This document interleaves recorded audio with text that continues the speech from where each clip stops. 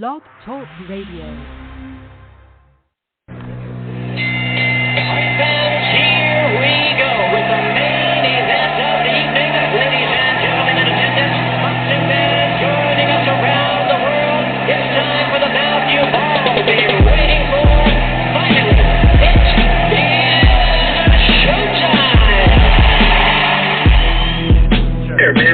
Dedicate our life to this sport. We do thousands of sit-ups in camp. We run hundreds of miles, for the ones that take it serious.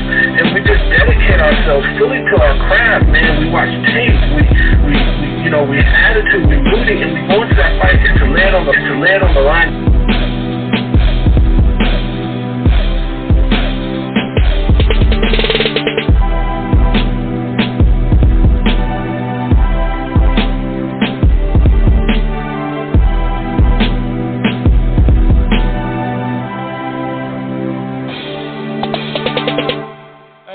Boxing fans, this is the Rope-A-Dope Radio Podcast. I am your host, Chris Carlson. We are live on a Sunday night.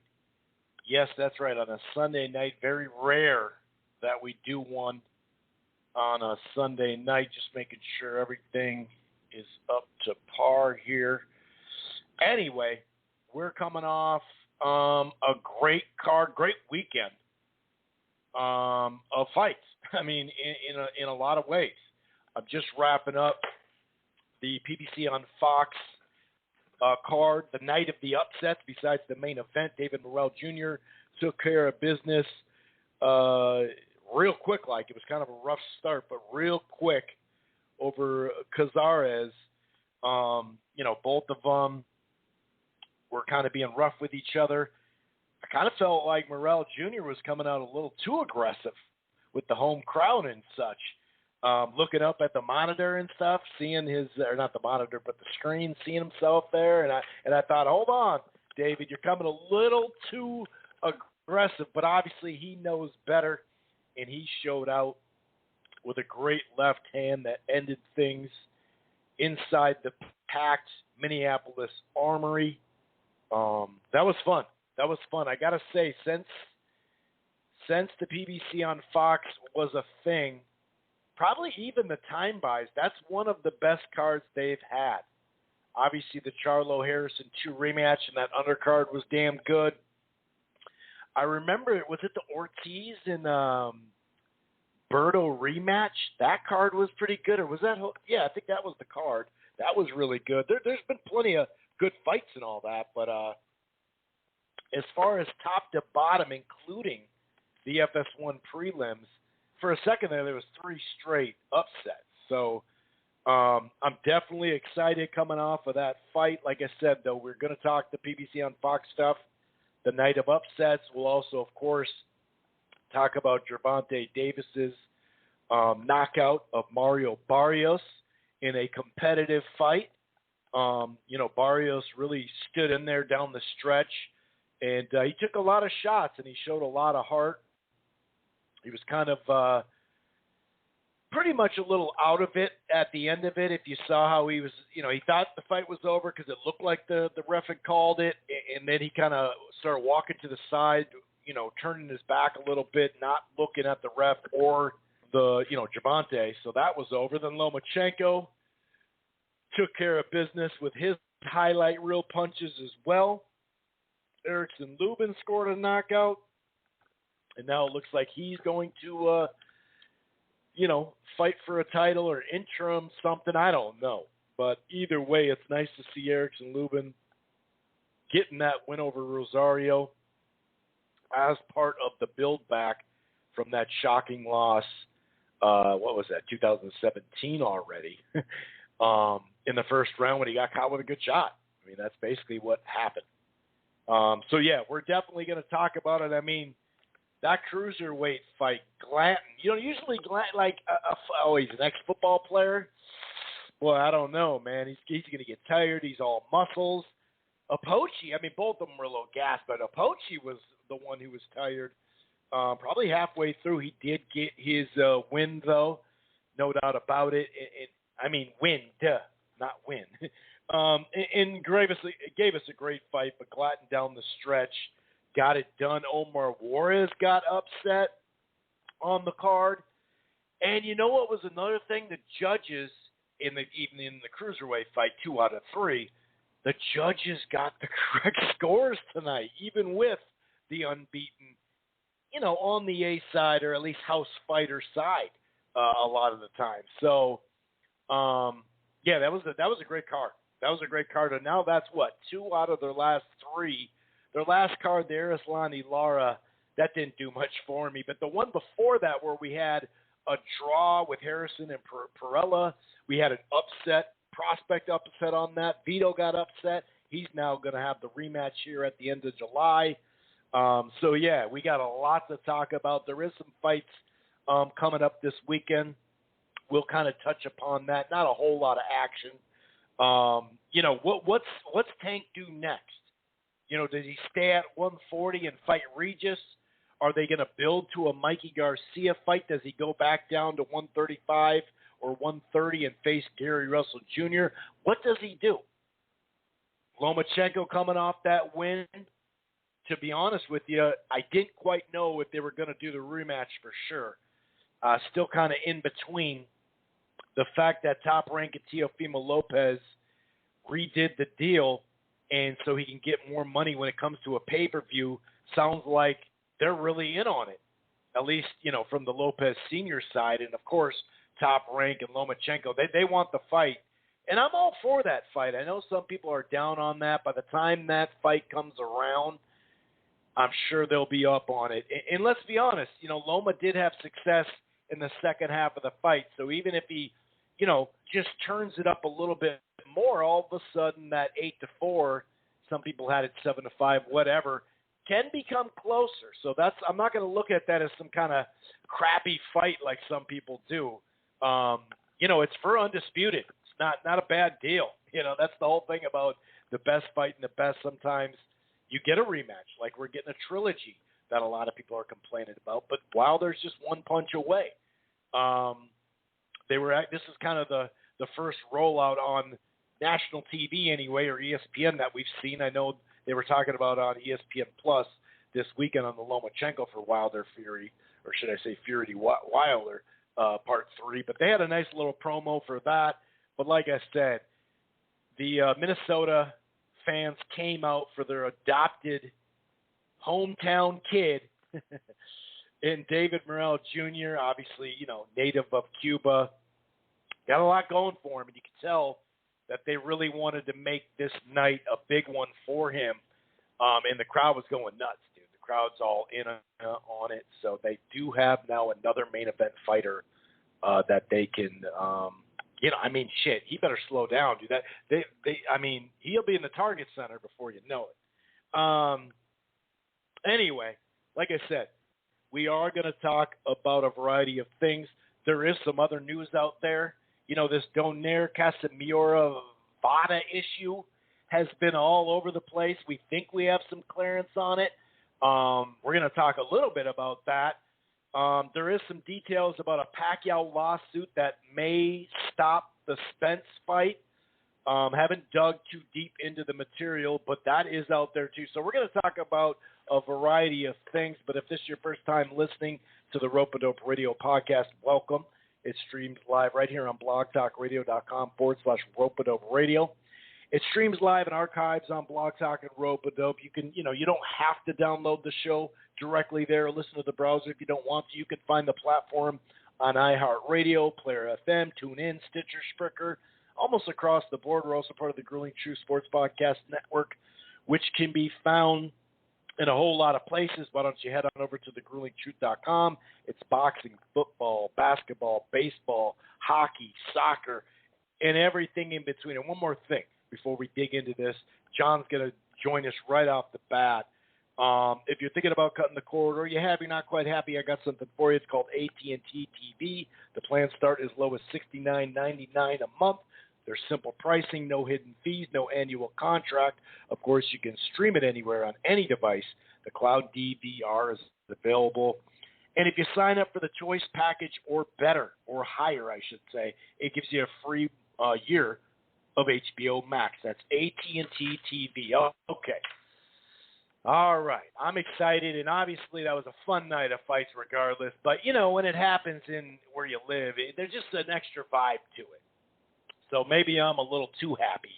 I'm happy they showed Tony Oliva. I'm just happy. If you think about it, although, a lot of people of all sorts of, backgrounds did get in the streets here in Minneapolis and still are, by the way, just because it's not on, CNN or Fox News or whatever. But obviously we've had, speaking of vibes, it's been a bad vibe, nation and worldwide for Minneapolis as well for obvious reasons, right? I mean, of late it's been better because of the trial and everything like that and the verdict and all that and the sentencing. But the last year, it's not something that you're 100% proud to, it's not a good look, obviously. It's a shitty thing, and there's a lot of serious issues going on in this city and in the country, obviously. But nights like this, it's hard not to, just be pumped for your hometown. You know what I mean? And just having fun on a Sunday night, national televised fight cards. And like I said, one of the best PBC on Fox cards since they've done the deal. Anyway, let's go ahead and bring in John, and we're going to kind of walk our way through this weekend. Like I said, Gervonta scored a knockout, Lubin, Lomachenko, other, miscellaneous fights as well. I hate to say miscellaneous, but we got a lot to cover. So we're going to dig into some of these fights a lot more detailed than others. All right, let's bring in great boxing mind, John. What's going on, John? How the hell are you, man? Hey, Chris, great to be here, and I can confirm from the outside, Minneapolis had a great night with that card we just saw, the PBC card on Fox. A lot of action, huge upsets, and I think we got our fight of the year in Glanton and Apoche. So things look good there at the Armory with a good-sized crowd, enthusiastic crowd, brought back some good boxing memories. So, and Sunday night is the most watched night in television, so it was a good night for Minneapolis and PBC, a surprisingly good one with all the action we've had this week.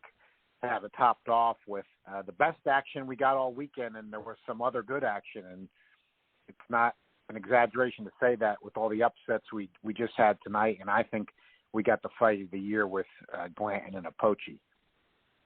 And that fight was really interesting, obviously. I mean, Glanton came out and, I had him winning, some of those early first two rounds for sure. He was landing the better shots, big right hands. He was really bringing it to it. Then it seemed like Apoche in the third and fourth he had like a little bounce back round, and then he got the double jab going, the looping rights, and it looked like, all right, we're right around a 2-2 after 4 rounds.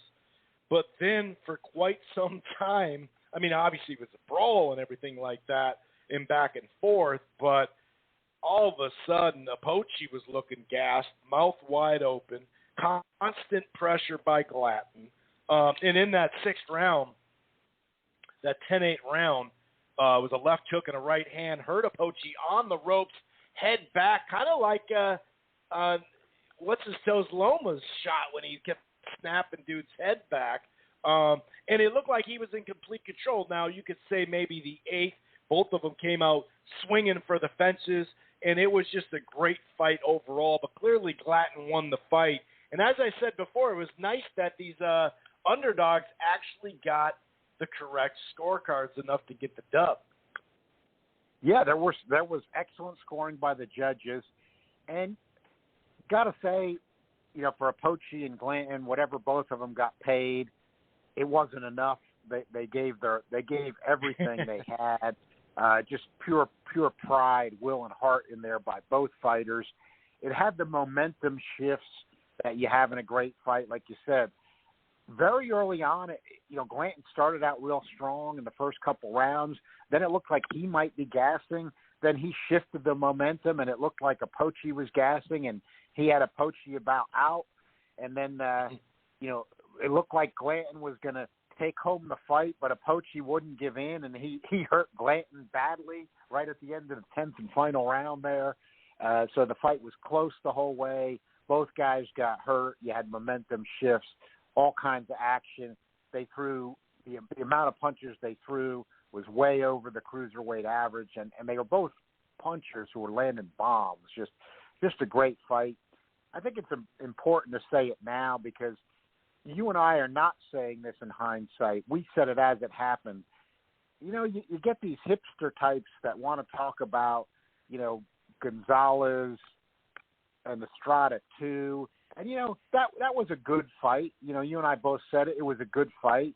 It's not one that people are going to be really, you know, talking about a lot a few years down the road, except for the fact that they might like those two fighters. I mean, I like them myself. It's not that kind of a thing, but I just feel like you got to tie that in now because, you know, we're just about halfway. We're going to be halfway through the year officially next week. And, you know, people to me you know, when you see a fight like you saw tonight with Apoche and Glanton, they might not be as well known in the boxing community, but that was a war that had everything you want with the momentum shifts, both men getting hurt, both men getting tired.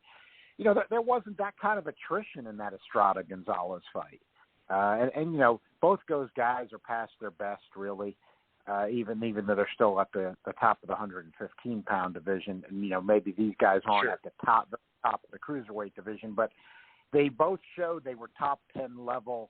I mean, it's not an exaggeration to say. I even think, even though it was a PBC card, I think they were just a hair underestimating Apoche. I mean, he'd been on such a roll, even in the limited number of fights he had, but with all by KO, you know, he was at, you know, really, and transnationally was number 10, and I think it was deserved. So, you know, he was already cracking that level. And then Glanton, for a guy who was an ex-football player, just performed so well. Yeah, we usually don't see this. He just performed so well tonight. You know, really, it was a brawl, but you know, especially with Glanton, that, you know, it was skilled brawling by Glanton. You know, there's no doubt about that. And, you know, Apoche hung in there as well. I mean, just a great fight. So, you know, I'm not saying we know what we're going to see for the next 6 months. I mean, but, you know, that to me has got to be the front runner, you know, for fight of the year so far, I would say at this point. Yeah, and looking at that, Apoche landed 187 probably off those double jabs, and Glanton 183, both of them over 700 thrown punches, 776 for Apoche, 725 or 721. So like you said, way over it. And even that, I mean, the last 3 rounds, both of them got hurt, both of them would rally back, and it was a fun fight. I mean, I did think it was a clear win for Glanton, no doubt. What do you think about a rematch?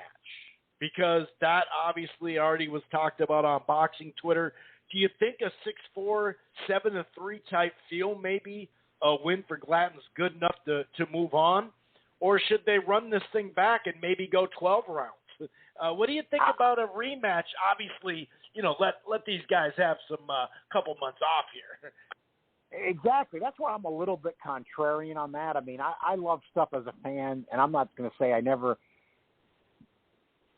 don't want to see the rematch, but when the guys, for me, it was certainly close enough, the way it was a war throughout 10, and even Glanton got hurt on the end, even though I agree with you. I think he clearly deserved the decision. But when guys go at it that hard, I want them to make the money, but I hate to have them have to do it to themselves, frankly. I mean, you know, to just have a war especially like back that, to back, have to come back and do that again. Yeah, I just, you know, I almost hate to do it to them with all that they gave, and I'm sure that, you know, they want to make the money, but you know, in the defense of guys that fight that hard, you don't always see this, but sometimes you do see it.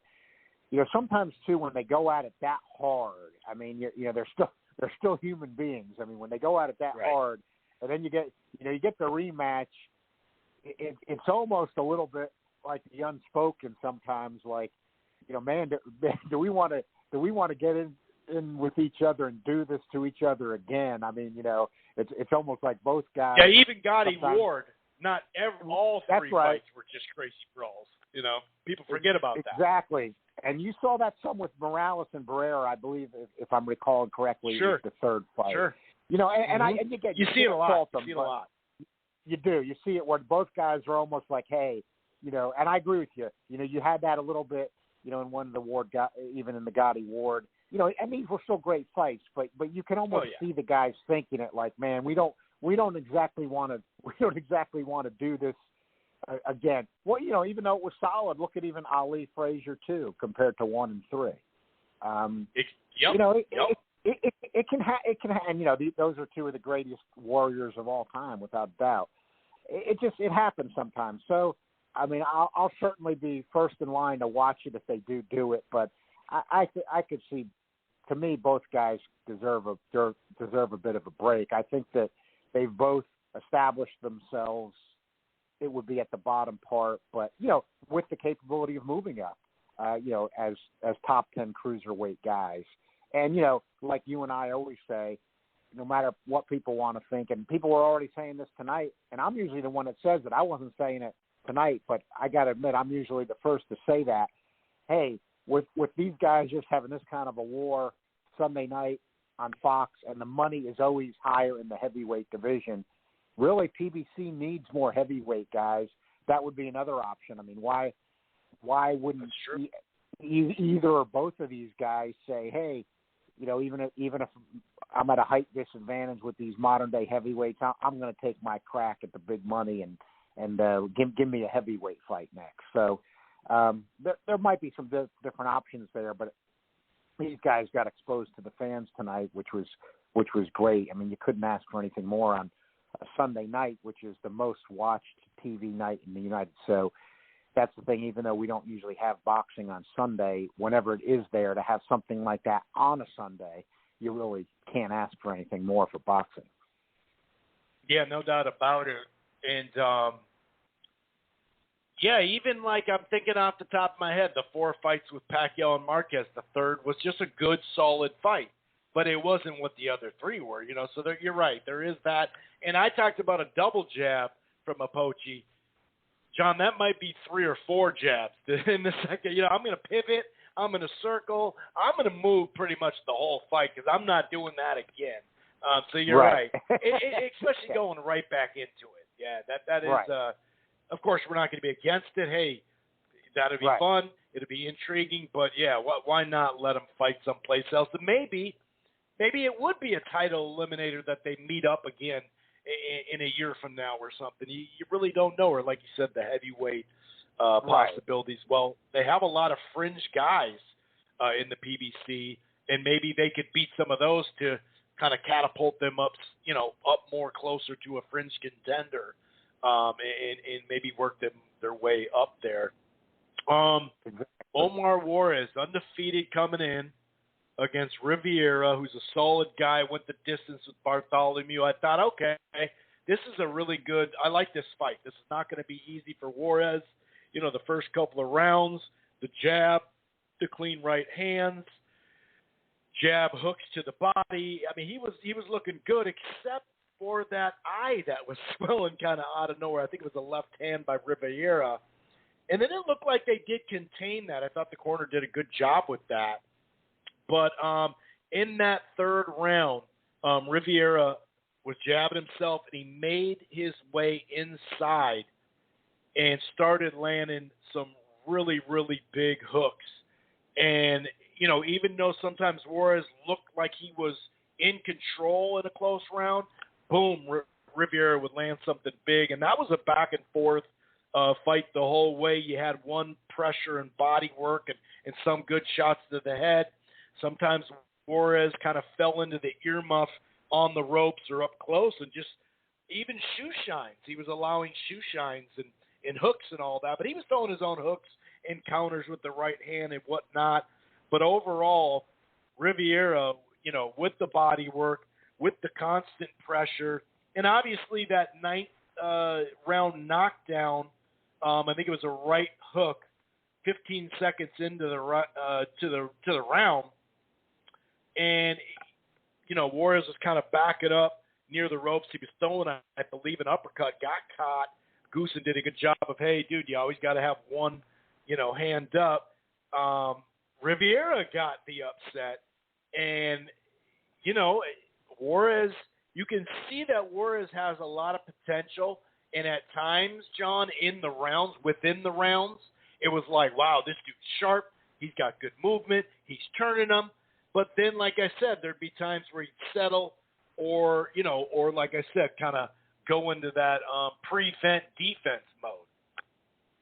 Funny performance to me with Juarez because, in his prior fights, I didn't thought he had some talent, but haven't loved him because believe me, I didn't think he was losing tonight. That's not my point, but haven't loved him because he kind of underpowered, and fights tended to actually, go the distance, low KO percentage, and actually be a little bit on the boring side. So then here he is tonight, and then, you had Rivera, like you mentioned, he fought Barthélemy, and it was really kind of like a non-effort, even though Barthélemy's tricky. So, this fight was a real, just like tonight was. I mean, this fight was a surprise to me because what I ended up seeing was actually a more entertaining Juarez who was standing. I kind of liked it from the entertainment value. He was trying to stand there more, throw some power shots, but he doesn't have the power. And, Rivera then kind of got emboldened, and like you said, he would lash out every once in a while with a good power shot, and you'd see him moving Juarez. I didn't think it was going to get to the point that it got late in the fight where, he got dropped and ended up losing the decision. Fair enough. The knockdown seeming to be pretty critical, at least to me, just watching the fight. But, what was funny to me was a more entertaining Juarez, and not even going to criticize him for fighting that style because I thought he did need to put on more of a show in his fights, be a little more entertaining. But the problem as he was doing that is the power still was not there. In other words, he's setting down more. He was brawling a little more, but he doesn't have the pop. And he wasn't really bothering Rivera enough with those punches. And then Rivera, even though kind of a club fighter, gatekeeper type guy, we didn't see that against Barthélemy, but we did see it tonight, and it made for an entertaining fight. Like you said, Juarez' eye got busted up early. To his credit, he didn't quit. We've been seeing that lately. Frankly, you just got to say it because it's the truth. No quit. Had to go from about the third round with that eye. So that I'm sure that was affecting him too. You could see he was trying to cover it up at some points, but yeah, I was surprised. I was surprised at this upset, like everybody else. I think I liked Juarez trying to be more entertaining, but it didn't work out for him tonight, and he's a little bit on the underpowered side. That's been kind of the weakness, and that was the weakness again tonight. Yeah, it's a good call because when he'd land, you could see it. You could tell he was landing. It was like, oh yeah, that was flush. But like you said, he didn't really ever shake him up enough to at least have Rivera, worry a little bit more about it. So yeah, it'll be interesting to see where he goes. But that was definitely a good fight. You'd love to see an older vet, who's been kind of through the ringer, get an upset like that. And I was kind of wondering, man, that is kind of a bigger step up. Like you said, though, I didn't think he'd lose, but I did think it was a serious fight, especially over 10 rounds. Kudos to Riviera, no doubt. Then we had Leon Lawson, who was undefeated, 14-0, going against Nathaniel Gallimore. And God, when you look at, Gallimore's been on this, he hasn't had many wins. Some of them have been close. Some of them he just was, outworked, outpowered, outmanned, whatever you want to say. But when you look at who he's fought, basically in concession, that's pretty awesome right there. Much like we're going to talk about Rosario, going from J-Rock, Charlo, and then Lubin. Obviously not on that level all the time, Gallimore, but his resume being, 22-5-1 now in those amount of fights, not even 30 fights, he's fought a lot of guys in and around this. Leon Lawson had a good start. Once again, big right hand, nice jab, looking pretty good for 3 rounds. And then all of a sudden in the 4th and 5th, some of those, close and competitive rounds most of the fight. But Gallimore started working on the body, started getting inside of that length, and just landed the better shots overall. I mean, you could maybe give the 8th round to Lawson, but 9th round was close too, but down the stretch, those huge right hands stumbled Lawson. Gallimore was even jabbing in and throwing his right hand with some movement where it seemed like it was just jab, jab, jab, some right hands from Lawson, but he was kind of limited down the stretch. I had it 6-4 for Gallimore. Obviously, Gallimore got the decision. It was a majority decision because one had it 95-95, but 97-93, 96-94. Gallimore, after facing all these, couple unbeaten guys, prospect guys, veteran guys, he finally got a nice little W here, John. Yeah, Gallimore revived his career tonight. Fought an undefeated Leon Lawson, who's trained by Kevin Cunningham, who's also in Erickson Lubin's corner. Had a big win the night before, and Lawson has amateur pedigree, but Gallimore still came to fight. Lawson, especially after the first couple of rounds, was just not aggressive enough, not letting his hands go enough, doing too much holding, just too passive in there. And Gallimore, you could see he started to sense that, started to turn it up, and as you said, Gallimore started to land some good shots as the fight went on, and you could see he had a chance to pull off the upset, and he did it. And the other winner in that fight besides Nate Gallimore was Sebastian Fundora, because Lawson was undefeated, and he's 6'5" at 154 pounds, which we, as the announcer said in the right, we never saw 154-pound guys like this until these guys recently. And Fundora is even taller, slightly taller than Lawson, but at 6'7", but of course that's close enough. These guys are at unheard of sizes for 154-pounders.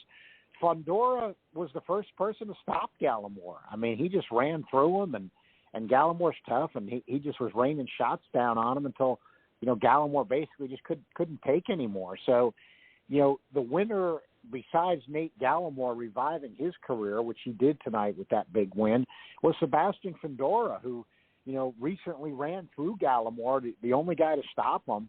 And it shows you that Fundora's role is real, and he's a force to be reckoned with, and he's becoming very popular, and for good reason. He's somebody that's worth everybody keeping an eye on. But good for Gallimore keeping his career going, and Lawson just, it was a big step up, but just too passive in there tonight.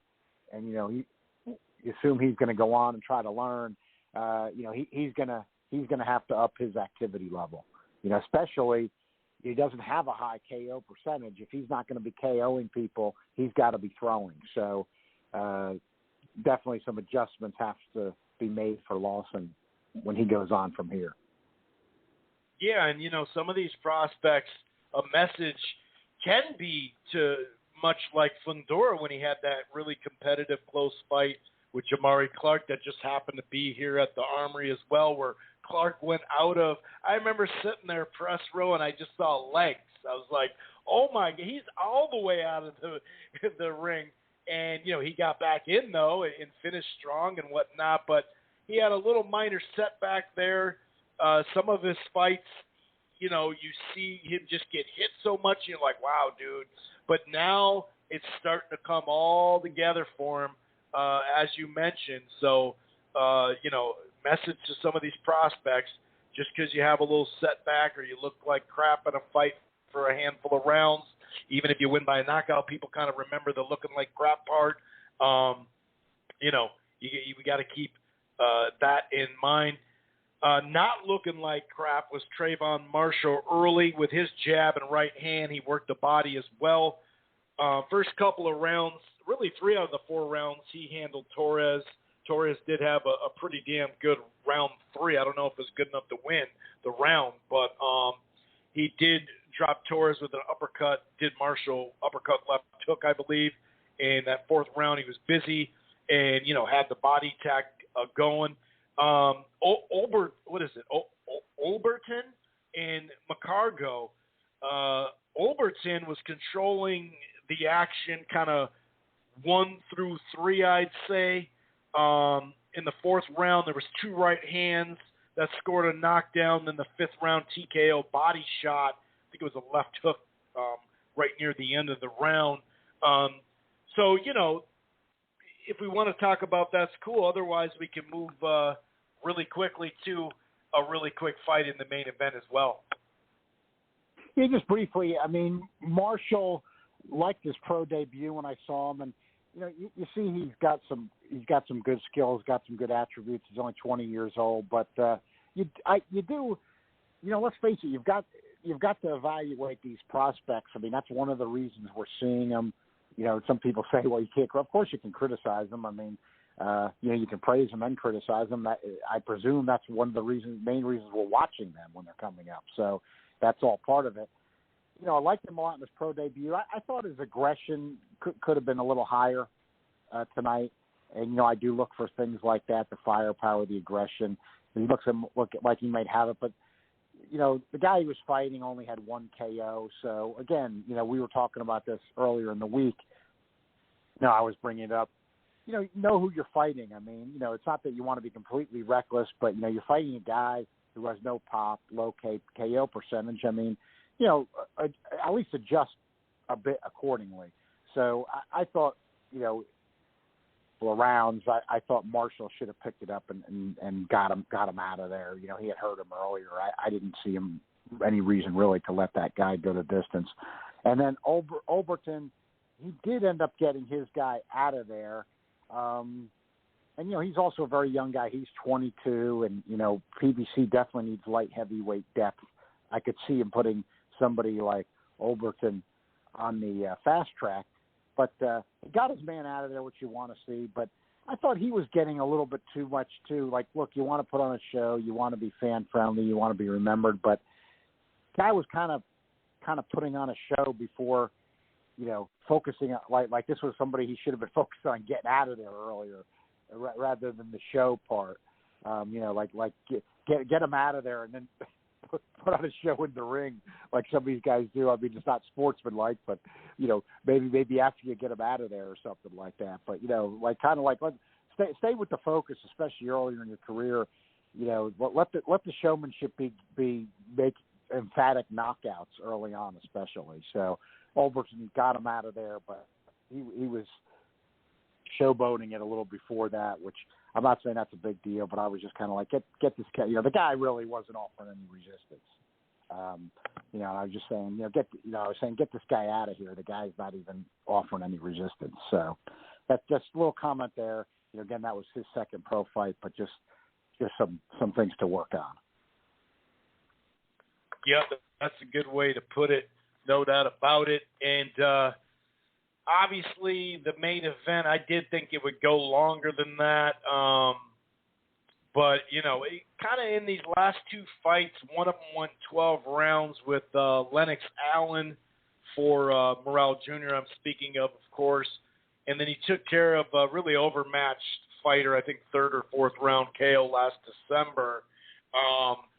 But this one I actually thought would go some rounds. I thought that maybe Morrell would be kind of trying to figure him out, trying to feel him out a little bit. And that wasn't the case. He basically went right at him for the most part. Did get clipped a little bit early. There was some roughhousing back and forth, which I did like. Instead of looking at the ref, hey, what's that? He just said, all right, I'm just going to hit him in the back of the head, and we'll just get rough right with him.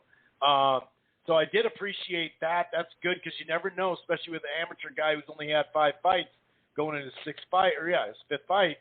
You just never know. You just never know if he's going to be, because a lot of, even Lomachenko, I mean, Salido's a roughhouse dude, so obviously you're going to have to be real rough with him. But, even early on in that fight, Loma was looking at the ref and finally was like, you know what, screw this.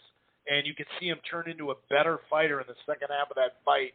And obviously, he's had a great career ever since. We'll talk about him and Davis and that later. But your thoughts on Morrell Jr. in general, and then a non-biased outside look at just the atmosphere with the Armory in some of these fights, because when you're there live, it seems louder. That standing room only seats for $25 or $30.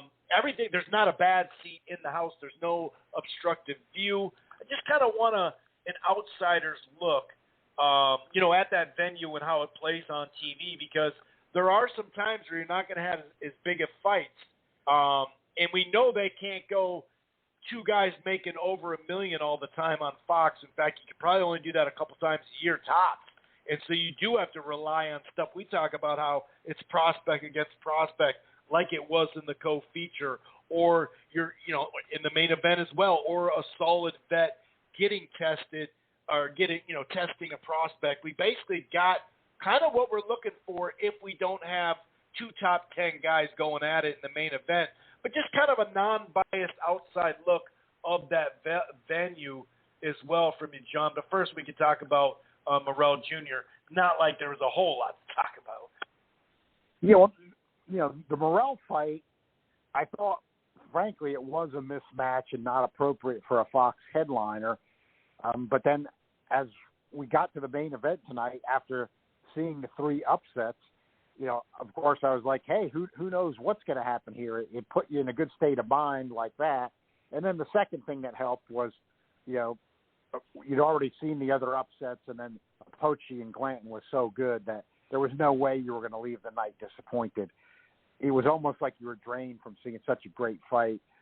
So in this instance, Morrell scoring a first-round knockout was probably good. I'm not saying I thought he was going to score a first-round knockout, because he is a boxer by nature, even though he's getting the stoppages.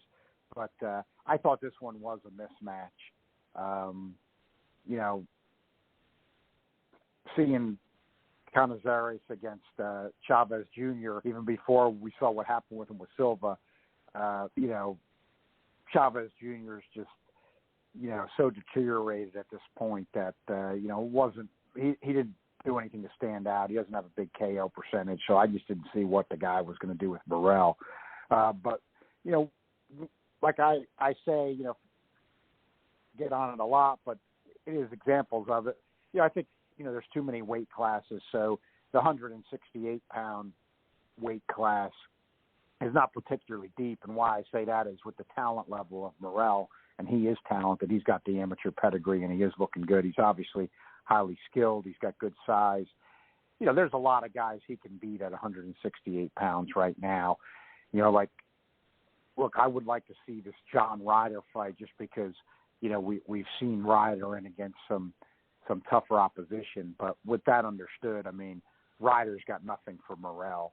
And I think Eddie Hearn and John Ryder know that. Anybody that's got any doubt about that, go watch Ryder's last fight with Mike Guy and remind yourself. Ryder got way too much mileage out of that loss to Callum Smith because some people thought he won. Then Callum Smith did not perform well against Canelo. Like I said, Ryder, last fight was with Mike Guy. He looked terrible. Yeah, he's got nothing for Morrell if that were to come off. I don't think it will now. I don't think Hearn wants it. He'd just rather have Ryder do something else if he's going to take a loss that benefits him. That's why, Hearn all of a sudden, this would be kind of something Hearn normally wouldn't do. He was talking about Ryder fighting, Bivol, who he, has been promoting. So, all of a sudden it was Ryder. Why that came up, I think this is why it came up. If Ryder's going to take an L, a sure L, it's going to be for Hearn's benefit somewhere else. Hearn, I think he actually does follow this. Usually he says it, but he does try to follow it a lot. He doesn't like his own guys fighting each other, but he has exceptions here and there. So I think he was looking at a Rider L if they were going to do that. I don't care about WBA regular. We've been through all that stuff, or any of these alphabet belts for that matter. But since that Morrell does have that, if Ryder supposedly wants to pick up an alphabet trinket, he could take that Morrell fight. But I don't think they want that. So Morrell will be looking elsewhere. I think. I don't know who. He'll be looking at fight next, but I mean, he can beat a lot of the guys at 168. I think already, even with what he's just had 5 pro fights, it's going to take somebody at the top of that division to be a threat to beat him already. They say you can say, oh, he's not tested, who he's fought, et cetera, but you can also see with guys a lot of times, and I think in that division, which is weak in terms of depth, it's going to take the top guys in the division to beat him right now. Yeah, no doubt about it. That is. But on the Armory now, it looked good. Didn't want to forget about that. On the Armory, no, it was great. A lot of people were highly complimentary. It came across great on TV, and I think this would be something that PBC would be happy with, and probably one of the reasons they've been going back there. It had the look of the Blue Horizon on USA Tuesday Night Fights, which of course was a good run, in the 90s. And a lot of people have fond memories of that from that era. So it definitely comes across like that. The crowd looked enthusiastic tonight. It looked filled up. It was definitely a good venue. Came across very good on TV, and you had a surprisingly good action night of fights. So I thought it was an A+ for Minneapolis in boxing terms. And a lot of people on Twitter were talking about, hey, how's Minneapolis getting these crowds, and why does it look good and everything like that. So it really came across well. It's something's working for boxing in Minneapolis there, and tonight was no exception. And they'll be talking about that Apoche and Glanton fight for a long time. And Morrell's based himself there, and he's making a name for himself. So no, it was a great night for boxing in Minneapolis. Yeah, no doubt about it. Tony, the local promoter, deserves a lot of credit for that. Greg Gelfko, and obviously, Caleb Truax has been a guy that even off TV was always able to put butts in the seats. Even years ago, he actually flashed back to 2012, I think it was, 2013 on Friday Night Fights. He's always drawn really well. He's the one that kind of got that thing going, and then Jamal James, and so now we got a new one. So this is it's definitely something going. They did have, I don't know this year in particular or since COVID, but they did have a 4-fight deal with them, and as of 2020, right? Because it's hard to keep updated now with some folks about the deal or whatever, but it was 4 Fox fights in 2020. That was the plan. So we'll see. I'm thinking August. There's going to be another one with Jamal James. That's what it sounds like. That's what they're telling me. So, it's definitely fun. I'm actually getting a bunch of text messages from local folks that are casual boxing fans, and they're just pumped up, whether they're watching on TV or we're live, and they're definitely excited, no doubt about it. So, we've been critical, for a legit reason. It hasn't been some kind of clickbait or hit piece or anything like that. Clearly the budget and things got messed up. The FS1 cards are now just prelims. We don't have the 12 other Saturday night cards this year. So, we were asking some questions about that. We were breaking it down. I wrote a piece on it with some detail, and not with the narrative that we see a lot in the media when it comes to the PBC and people shoveling dirt on their grave basically since like late 2015. So we'll see where this Fox deal goes.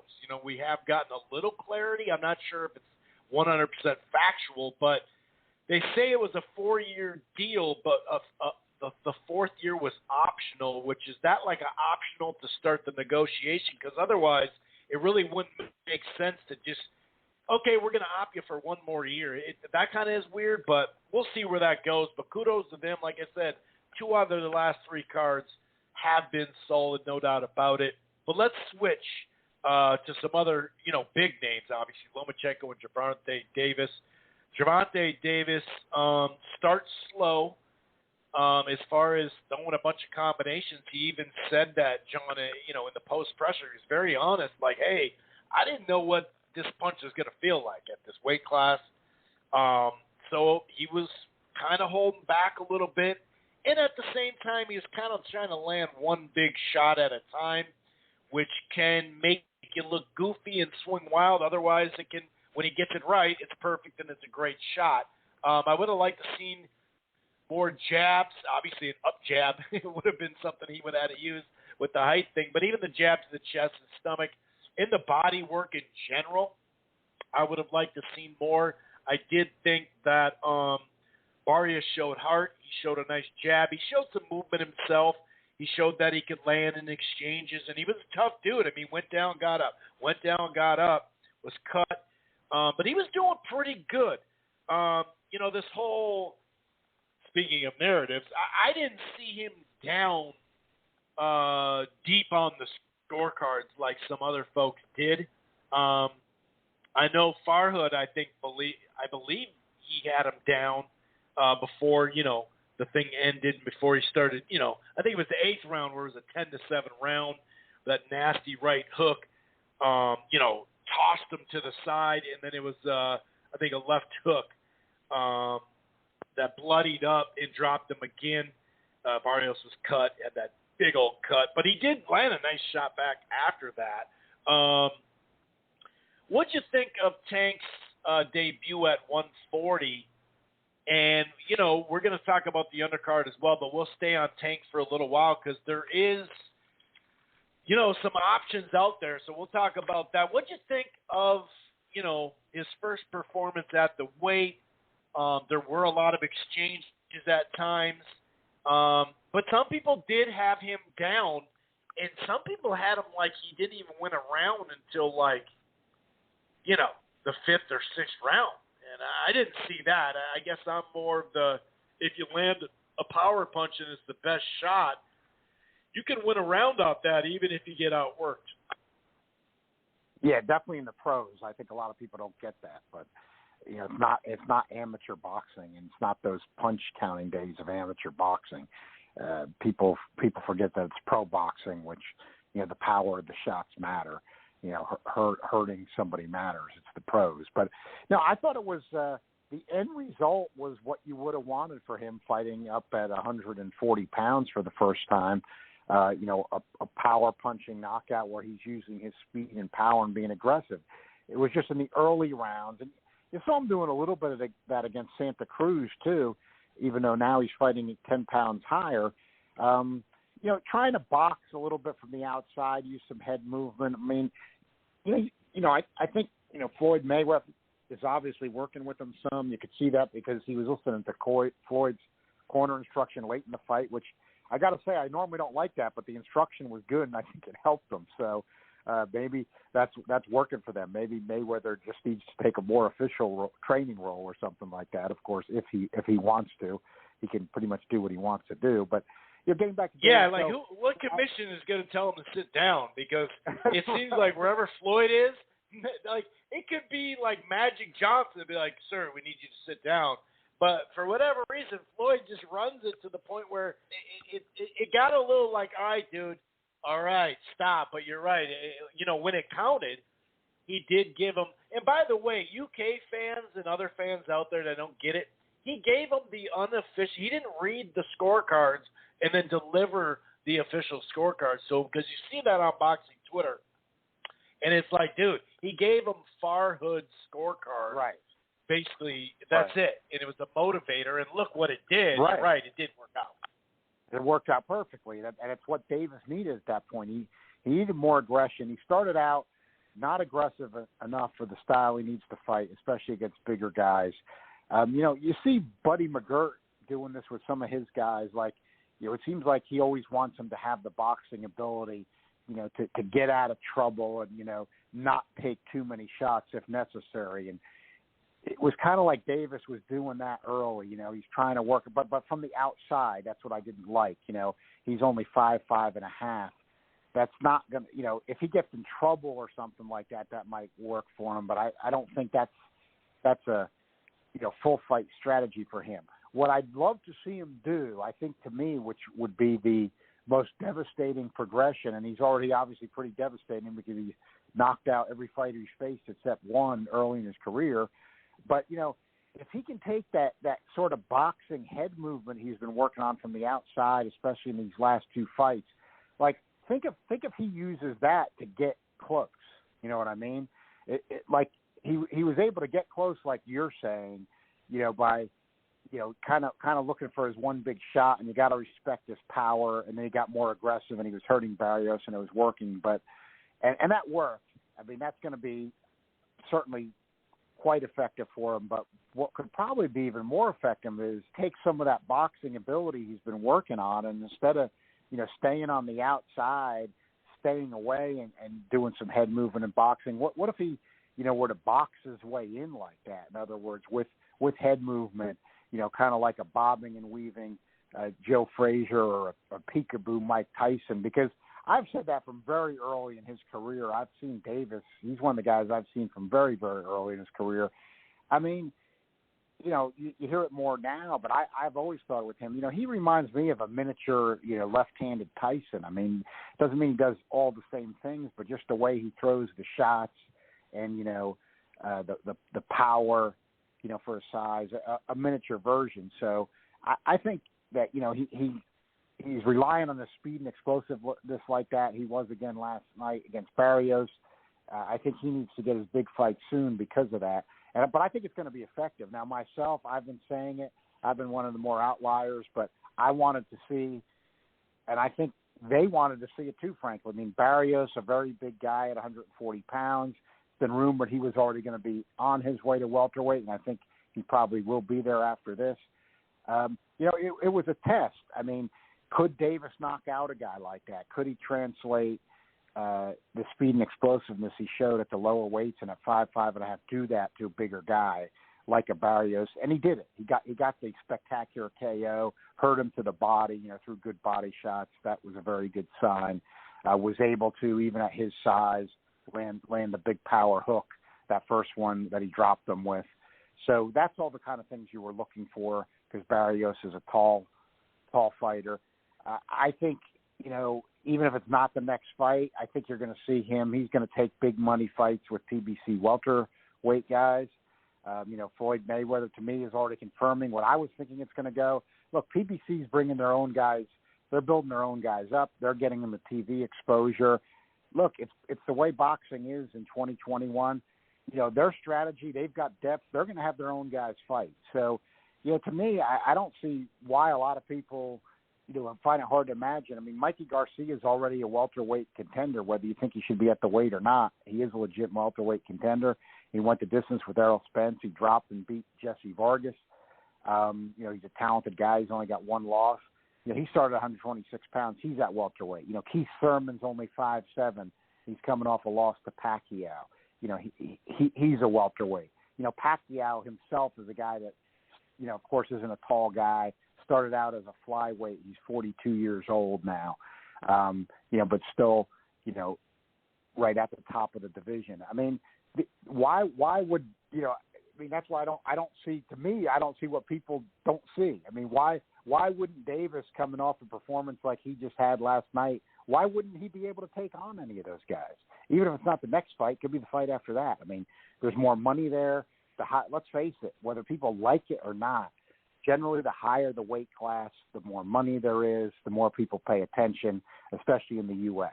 So, there's, what would, and look, even if you're Gervonta Davis, I mean, I think here's another thing, Chris, that I haven't heard people discussing at all, and this would apply to a lot of fighters. I mean, let's face it, you had guys like Juan Manuel Marquez fighting at welterweight, for money. He started at featherweight and had big fights. I mean, let's look at what we've seen more in recent decades. Like what Marquez I'm getting is a to great example too. Right, and what I'm getting to is this: if you are Gervonta Davis becoming a star, and even if you still have things you want to accomplish, to some degree, you even see it like with a Canelo. here's what I'm getting to that I have not heard people discussing this week or even today. If I'm Gervonta Davis, why am I going to try to cut down to 130 pounds now? You know, why in my even life am I going to want to do that? He just fought at 139, you know, and 3/4, got a huge win. Why is he going to want to cut down to 130 pounds, or frankly, even 135 pounds? Look, if he's got more money at a higher weight, and then he doesn't have to bother making that lower weight. Like, that's what I even look at, you know, with a Mikey Garcia fight. Same for Mikey Garcia. Look, he's doing the same thing. Why does Mikey Garcia want to cut weight down to 135 pounds or 140 pounds?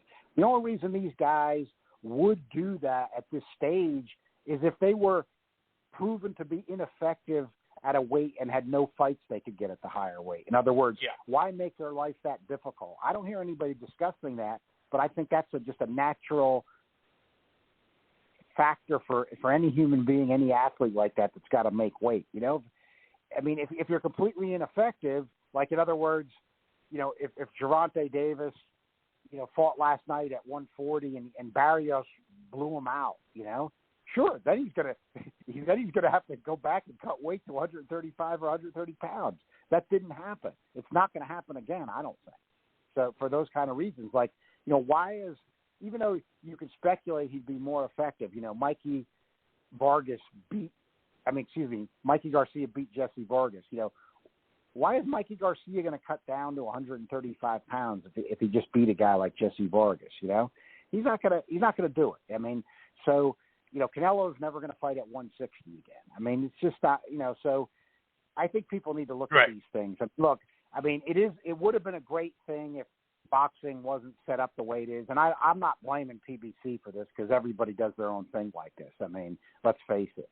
But, you know, boxing being set up the way it is, you know, Davis, you know, at 135, Ryan Garcia, Teofimo Lopez, Devin Haney, those guys are tremendous talents who might have great careers. I mean, they're not that now, but, you know, when you're talking about like a future Four Kings thing, at least the potential was there. I wasn't offended because it's potential really we're talking about, but that's not going to happen. They're all with different promotional entities.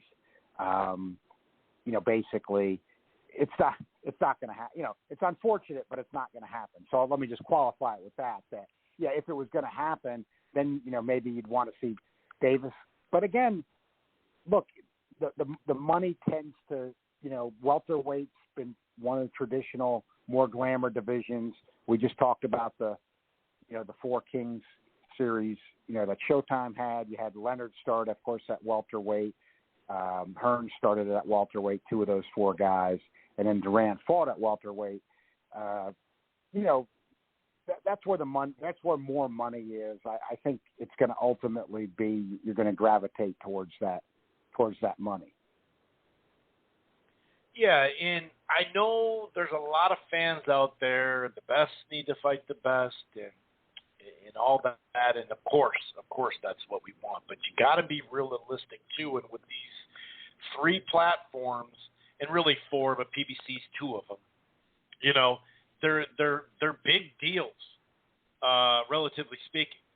And so obviously the networks, if you are even somewhat of a commodity, in a main event fighter, they want you to put the fights on their network. You know what I mean? That's the whole deal. ESPN top rank, Bob Arum was saying it, once he got that thing, and then you cross over when you can. You know, if Spence and Crawford could do $1.5 million, that fight probably would have already been made. So people have to just, you know, focus in. So if you look at Tank, right? I mean, let's keep him at 140 for a year or two, let's just say, before even going up. Okay, so Top Rank clearly has 130 plans that Gervonta isn't in.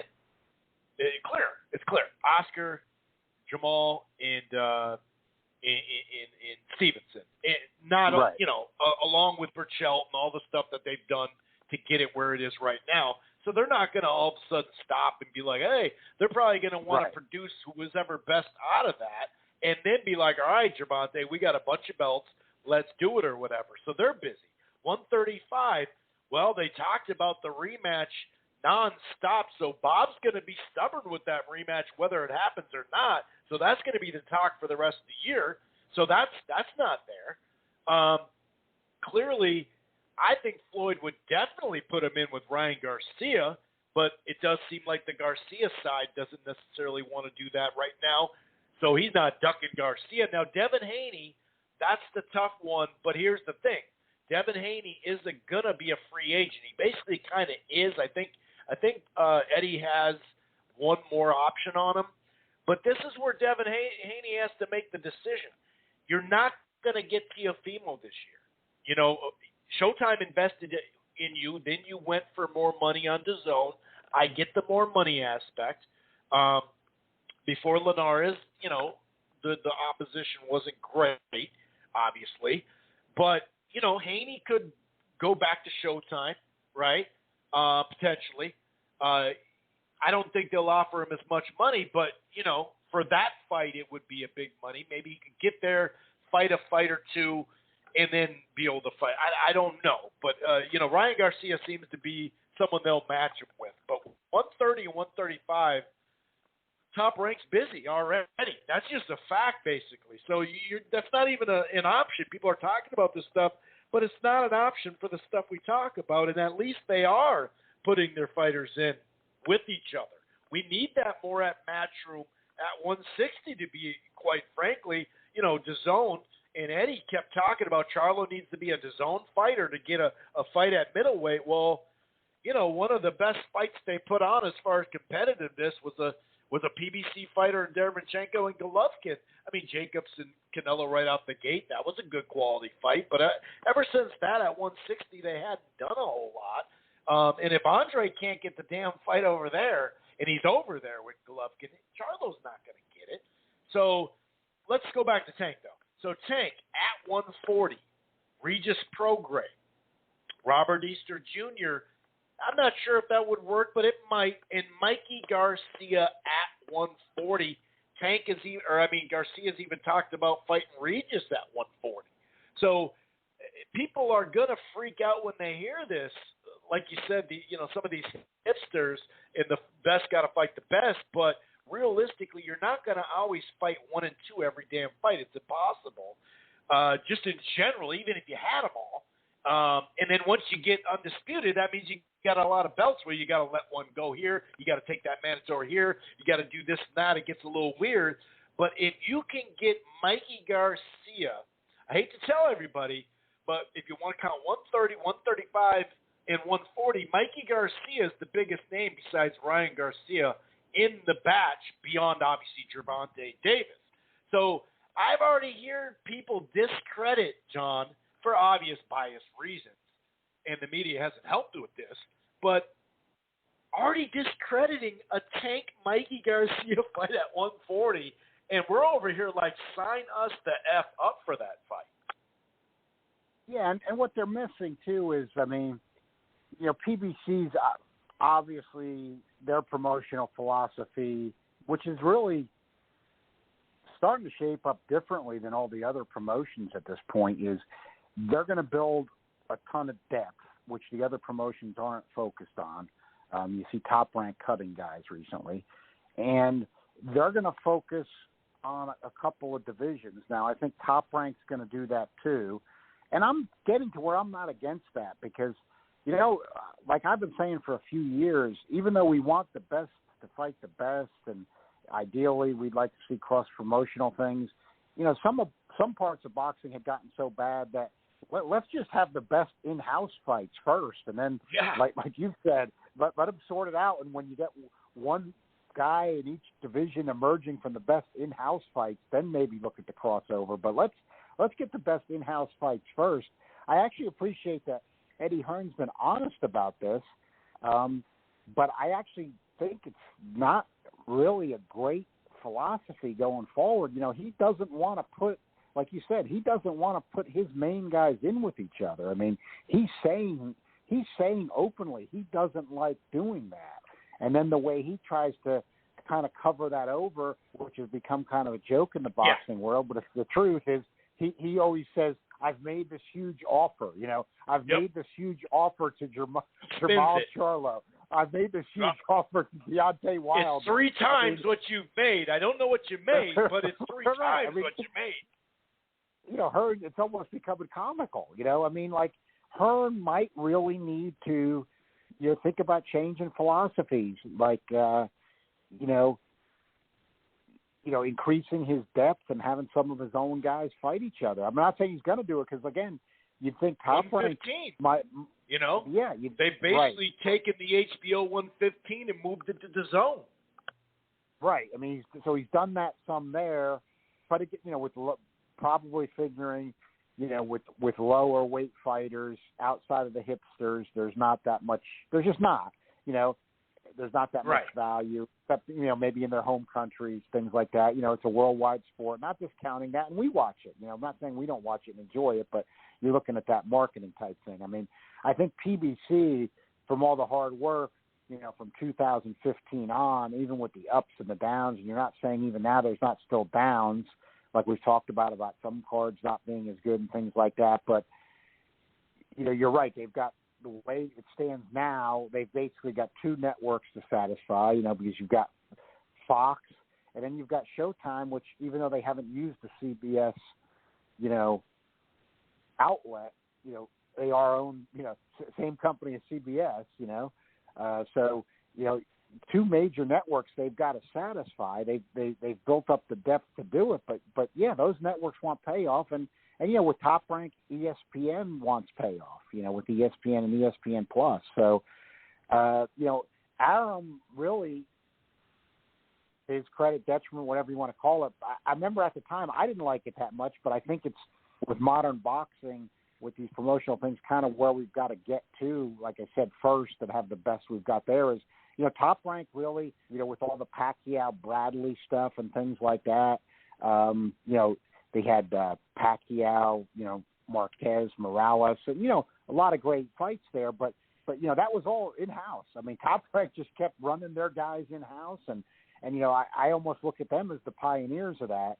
So I know they're capable of doing that.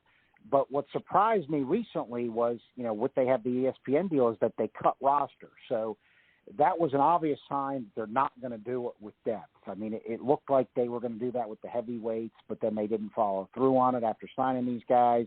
Now they're cutting guys. So I think they're going to go back to that philosophy. You know, they just re-signed Lopez apparently, and you know, now we're hearing about Lopez Lomachenko too, which I think they're going to do. So I think Top Rank's going to probably, and you made a real good point, Chris, about, you know, Herring, Valdez, Stevenson. I think they're going to take what they consider their top guys, and they're going to just fight them off. Now, you know, they've got no dance partner for Crawford. You know, that's the problem there, and rumors are he's got 1 fight left. So, you know, I don't know, you know, if they'd want to make the Taylor fight now.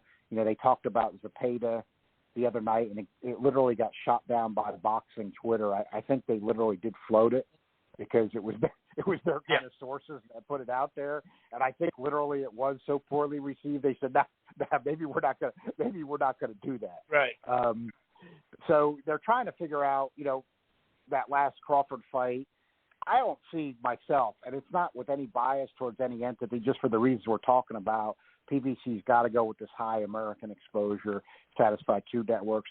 I don't know with all the welterweights that PBC has, and like I said, I think Tank Davis is 1 step away from that mix with selected fights. Why Crawford, you know, he's 34 years old, why he wouldn't want to move over, you know, unless he just has loyalty and likes Bob Arum and Top Rank. It's not impossible, you know. I mean, you know, with these guys, I mean, sometimes they have a good relationship, and you know, they feel like, oh, it's worked for me over all these years, I'm going to finish it out with these guys. So I don't know what he's thinking exactly, but you know, all the credible reports are he's got 1 fight left, and that's where they're trying to figure out who this fight's going to be. But to me, I don't know why he wouldn't want to go. They're putting him on ice till October. He fought in November. They're putting him on ice. Just to mess up any kind of ball plans or anything, you know? Yeah, so, I you know, if they do, and you know, it doesn't mean that they might not want to re-sign him, too. If they do re-sign him, I don't know. I mean, you know, what they'll, you know, I don't know exactly, what the plan will be. But it looks like Top Rank, right. shrinking roster, but they've got to satisfy ESPN. I think you probably will see their top guys fighting each other who they keep. I would think that's going to be their plan. And PBC is going to have a big roster and fight their guys off. And then, that's where Eddie Hearn, he's going with a, decent-sized roster, but he's not fighting. He doesn't really want to fight his guys off. And his roster is not on the PBC level. So, he might have to think about changing his philosophy a bit. I mean, I don't know if they can cross. Golden Boy doesn't really have enough left. They've got Virgil Ortiz and Ryan Garcia, but not a lot else there. So they're going to have to find people to fight. That's what I wonder too. What's going to happen with what Golden Boy's got left? Who are those guys going to fight? Yeah, it'll be interesting. Be interesting to see how this works. I mean, if Crawford doesn't at least sit down with Al and talk about this, it would be nuts. I mean, if he could go to the zone too, because maybe they'd offer him more money, but then it goes back to, okay, well, you're over there, but are we Golden Boy is over there, so there's Ortiz, but we don't. Their deal is all weird. Ortiz may not even be there next year because of the DAZN thing. Then he's trying to get a deal with Triller, and so that's not even a done deal. But that's still just one fight. You know what I mean? And so if he goes and signs a multi-fight with DAZN, hey, get your money. But it's like, wow, dude. So you really it would be pretty shocking if he did it. But let's move on to the co-feature. Erickson Lubin, who back in 2017 got caught with an early shot, and sometimes early knockouts can be they can be just really misleading. Sometimes we've seen a guy like Badu Jack, speaking of, come back and have a lot of success in his career, have a very solid career after that. And Lubin's just kind of been grinding his way back slowly but surely. He obviously bit off more than he could chew, at least, I know it was the first round, but he got caught. Whatever, it is what it is. I mean, going into that, when you look at the odds, it was basically a 50-50 fight going into that Charlo fight. But he's worked his way back, and Rosario, power in both hands, good pop, good quality fighter. Win, lose, or draw, the guy, just like I mentioned earlier, went J-Rock, Charlo, and now Lubin. So you got to give him a lot of credit. The second and third round, they were both kind of getting it in to the point where Lubin definitely got buzzed in the third round, did recover, ended up dropping and stopping him in the sixth round. So that was, obviously it was like a combination, and I think a jab, actually, that had Rosario, down on his knees and gloves and whatnot. And did he touch his glove, or it was the knee, right? I know he got up. He definitely got up. He was out of it. And then obviously, I think it was a left hand to the head that dropped him again. And before he could get up, they stopped it and whatnot. But they were both kind of going back and forth early in that fight. Second and third rounds. Not so much in the fourth, if I remember correctly. But, Lubin got the job done. Rosario definitely needs to kind of now be rebuilt again, just because, there's no point in taking another big fight again. He should kind of rebuild on some undercards and whatnot. But what did you think of the performance, the fight in general? And it does seem like Lubin, almost every fight, does get caught with something big.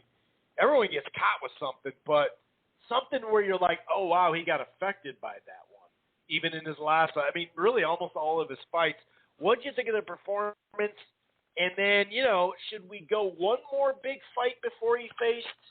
If Castaño wins, it'll probably be a rematch with Charlo. But if not, then that'd be a fresh opponent. But do you want Lubin second part of the breakdown, do you want Lubin to maybe face one more guy so it can even add more spice to the Charlo fight? Because that is a strange rematch only because of how it happened in the first round, even though we all know first-round knockouts can be very misleading. Yeah, I thought this was one, you don't always get it right where it plays out the way you think it will. I mean, this fight was one that kind of went the way I thought it would. Both guys ended up being hurt in the fight, but that Lubin just had a little bit better skill level and ability to deliver his pop, and Rosario not being able to catch, and then that was it. Lubin started strong, protecting his chin and using his offensive skills. Lubin's always been a little bit up and down to me, and he looked on his game offensively, and he was protecting that chin. Then where he made the mistake, like you said, his chin is definitely questionable. You saw Gaucher hurt him, even though he had the Charlo first-round KO. Then you saw Gaucher buckle him badly, and Gaucher, despite a big KO in his last fight, is still, his career-wise, has not been a puncher. So Lubin started out strong, and he really rocked Rosario bad to the head. I think people are overlooking this too much. Right at the end of the one round early, Rosario looked out on his feet already at that point, but it just literally was at the bell. And then Lubin made the mistake of, a lot of guys do. Yeah, you don't want to be over-anxious, but then again, you're at your least risk when the fight's over and you just knocked out the other guy. In other words, that's ultimately your least risky situation to be in, and sometimes you see fighters forget that. So in other words, you had a guy out on his feet, he starts backing off because he doesn't want to be over anxious, and then he gets caught. And that's where you saw really good corner work by Kevin Cunningham. He reminded me of the great Emmanuel Stewart, because not all corners will do this. That he gave him the right advice, saying that he said, what the hell are you doing, taking your foot off the gas? Keep working this guy with your combinations. You coasted. You shouldn't be coasting here. You had the guy hurt. And he picked it back up, and then he was just basically blasting Rosario from that point on when he picked it back up.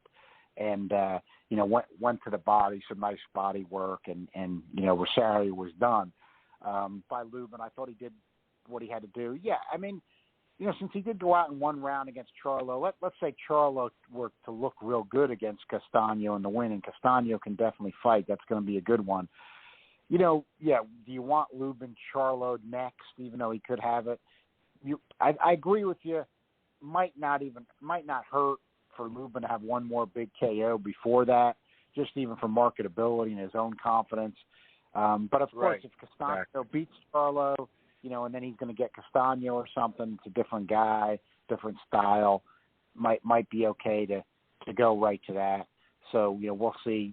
154 is another one of the weight classes. PBC has a lot of people. But good performance by Lubin. But one thing, I think you've got to adjust with what you see. I've learned that as I've gotten older in boxing and life. You want to keep firm with your opinions, but you also want to adjust. I've been talking the last few weeks. I'm adjusting a little bit around these PBC 154 guys, mainly Julian Williams and Jarrett Hurd. Now, Rosario blew out Williams after the Williams-Hurd war. In other words, that was, to me, fight of the year. True. Ton of punches landed by both guys. We know Hurd has not looked good since then. Now you see Rosario getting blasted out by Charlo and Lubin. A lot of circumstantial evidence to me now, building. Jarrett Hurd, I think they're both in their 30s now, even just hitting 30, but still Hurd and Williams. I think that they just took a lot out of each other, in that fight. Williams had also been KO'd by Charlo before that, Jamal Charlo, and Hurd, a lot of people have pointed out, he had another fight of the year with Lara before that, and Lara's got underrated pop. It's not the way he likes to fight, but he can hurt you. And, I think that those two guys, obviously were warriors when they fought each other. I thought it was the best fight of that year. I personally, people disagree with me, but I thought it was a better fight than Donaire in a way. I think that those guys have seen their best days. I think we can – and, look, it was an elbow, but Julian Williams had to pull out of the fight. He was supposed to have against Mendoza Saturday night. That's think right, yep. I think we can now put into our calculation, at least the operating theory I'm going to go on now that for me is a change is I think Julian Williams, J-Rock, and Jarrett Hurd, they really drained each other in that war. They both had a tough fight before that. They're now 30. I think that they've probably seen better days, and not saying they might not get a big victory here or there, but I think that they're going to have some rough times, and they'll probably be fading more to the back part of the division or out of the top 10. Yeah, it does seem like it's going that way. No doubt about it. It really does kind of feel like that, and that's boxing, man. It's a brutal sport, especially Hurd. That Erislandy Lara fight, the Trout fight. I mean, I've never seen Trout land so many clean punches in a fight ever. But somehow he wore him down. The Harrison fight too. That was a lot of shots against Harrison. Yeah, took a lot of shots against Harrison. Yeah. Yep. So yeah, I mean, a lot of people love that style, but it does have a shelf life, and it's more like it's more like the shelf life bred in Europe instead of in America. It's not going to sit on the shelf for 3 weeks, John. It's going to be fresh bread, and then it's out. You eat it up, and it's done. Maybe a day-old bread you get to sell, but that's about it. So, we'll see where that goes. Overall, though, a great event, no doubt about it. I mean, obviously, Tank, we're talking about Minneapolis as a different city, to get into Atlanta like this, to tap into Atlanta like this now back-to-back against guys that are really not popular guys. I mean, Gamboa was more known on ESPN and HBO, definitely, no doubt. But, that was years ago that he was even really in his prime, speaking of guys out of their prime. But they got something going, as we know, with Gervonta. Obviously he can sell on the East Coast, no matter if it's Barclays or, in his hometown or D.C. or whatever. He can sell in Atlanta. He can sell in California. I mean, the guy is and he delivers the punch, delivers the knockouts. That flip that he did was pretty crazy off the top rope. I mean, the whole thing is just people were definitely into it. And I know a lot of people wanted to tell the story about the WBA, and we all know that Josh Taylor is an earned, undisputed guy. We get it. But you know what? Probably 80%, maybe even more in that crowd, don't know who Josh Taylor is, and they know their guy, and his name is Gervonta Davis. Oh, he's got the belt. The belts are so cheap as it is. I understand the hardcores on boxing Twitter getting pissed off. But, there's plenty of interim, IBFs and interim WBCs and shitty rankings like we talk about where, well, that's a main event fight, title fight. That's a worse fight than what we got right here. So, but kudos to Tank. We'll see where he goes. Like I said, if he could fight Regis next, oh, my goodness gracious. Regis, I love how Regis is going at him, too. He's like, hey, I'm going to shoot my shot. I'm going to try to get this fight, even if I got to call him a little boy and whatever. So we'll see where it goes. I'm not totally sold on that. I think if they were going to take the risk, it probably would be against Garcia because it would be do some pay-per-view numbers. But we'll see. Anything else from this card you want to talk about, or should we get to the Lomachenko card in his comeback fight from his we can go to Loma, but I think, Prograis is with PBC now, but I just had why I haven't been talking about that fight is my evaluation on that is Prograis would just be he wouldn't fit the risk reward for Tank right now. Sure. Doesn't mean it's not possible that Tank could beat him, but he's a puncher. He has skills. Right. He's not at a point where he's a huge draw on his own or anything. And like I said, you've got those welterweight money guys around. So I think if he's going to take a 140-pound fight, and Prograis's been weighing in over 140 lately too. So again, he's almost in that welterweight mix with PBC. I just don't think he fits the risk reward. at this point. I think, like you said, like a Mikey Garcia, even fighting him at 147 pounds, where they both don't have to cut a lot of weight. Bigger money, bigger name, bigger money. Not the puncher that, arguably more skilled, but even though Prograis has skill, but not the puncher that Prograis is. So little less risk there. And more money, like you said. And I'll say this, though. Mikey's power at 140 is different than it is at 147. And definitely 135, he had a ton of power. But he's no longer at that weight class, so it doesn't really matter now. As far as, talking about, well, we had Rob Brandt, native of St. Paul, Minnesota, right across the river, the Mississippi River. He did get TKO'd. And speaking of a guy who looks to be a little, shop-worn at this stage of his career, fighting some tough fights. This was a tough fight for him anyway. We'll see where he goes there. But Aleem Hanala, whatever it is, he fought at great range, I thought. He definitely would kind of move in and out of danger using some angles, the straight left hand.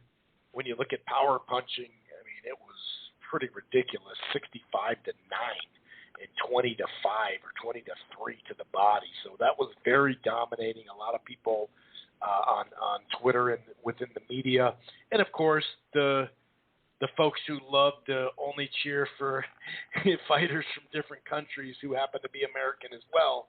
And, cheer for whoever the hell you want. I mean, shit, we're adopting a Cuban tonight here in Minneapolis, so we're not saying you can't, but he is fighting here.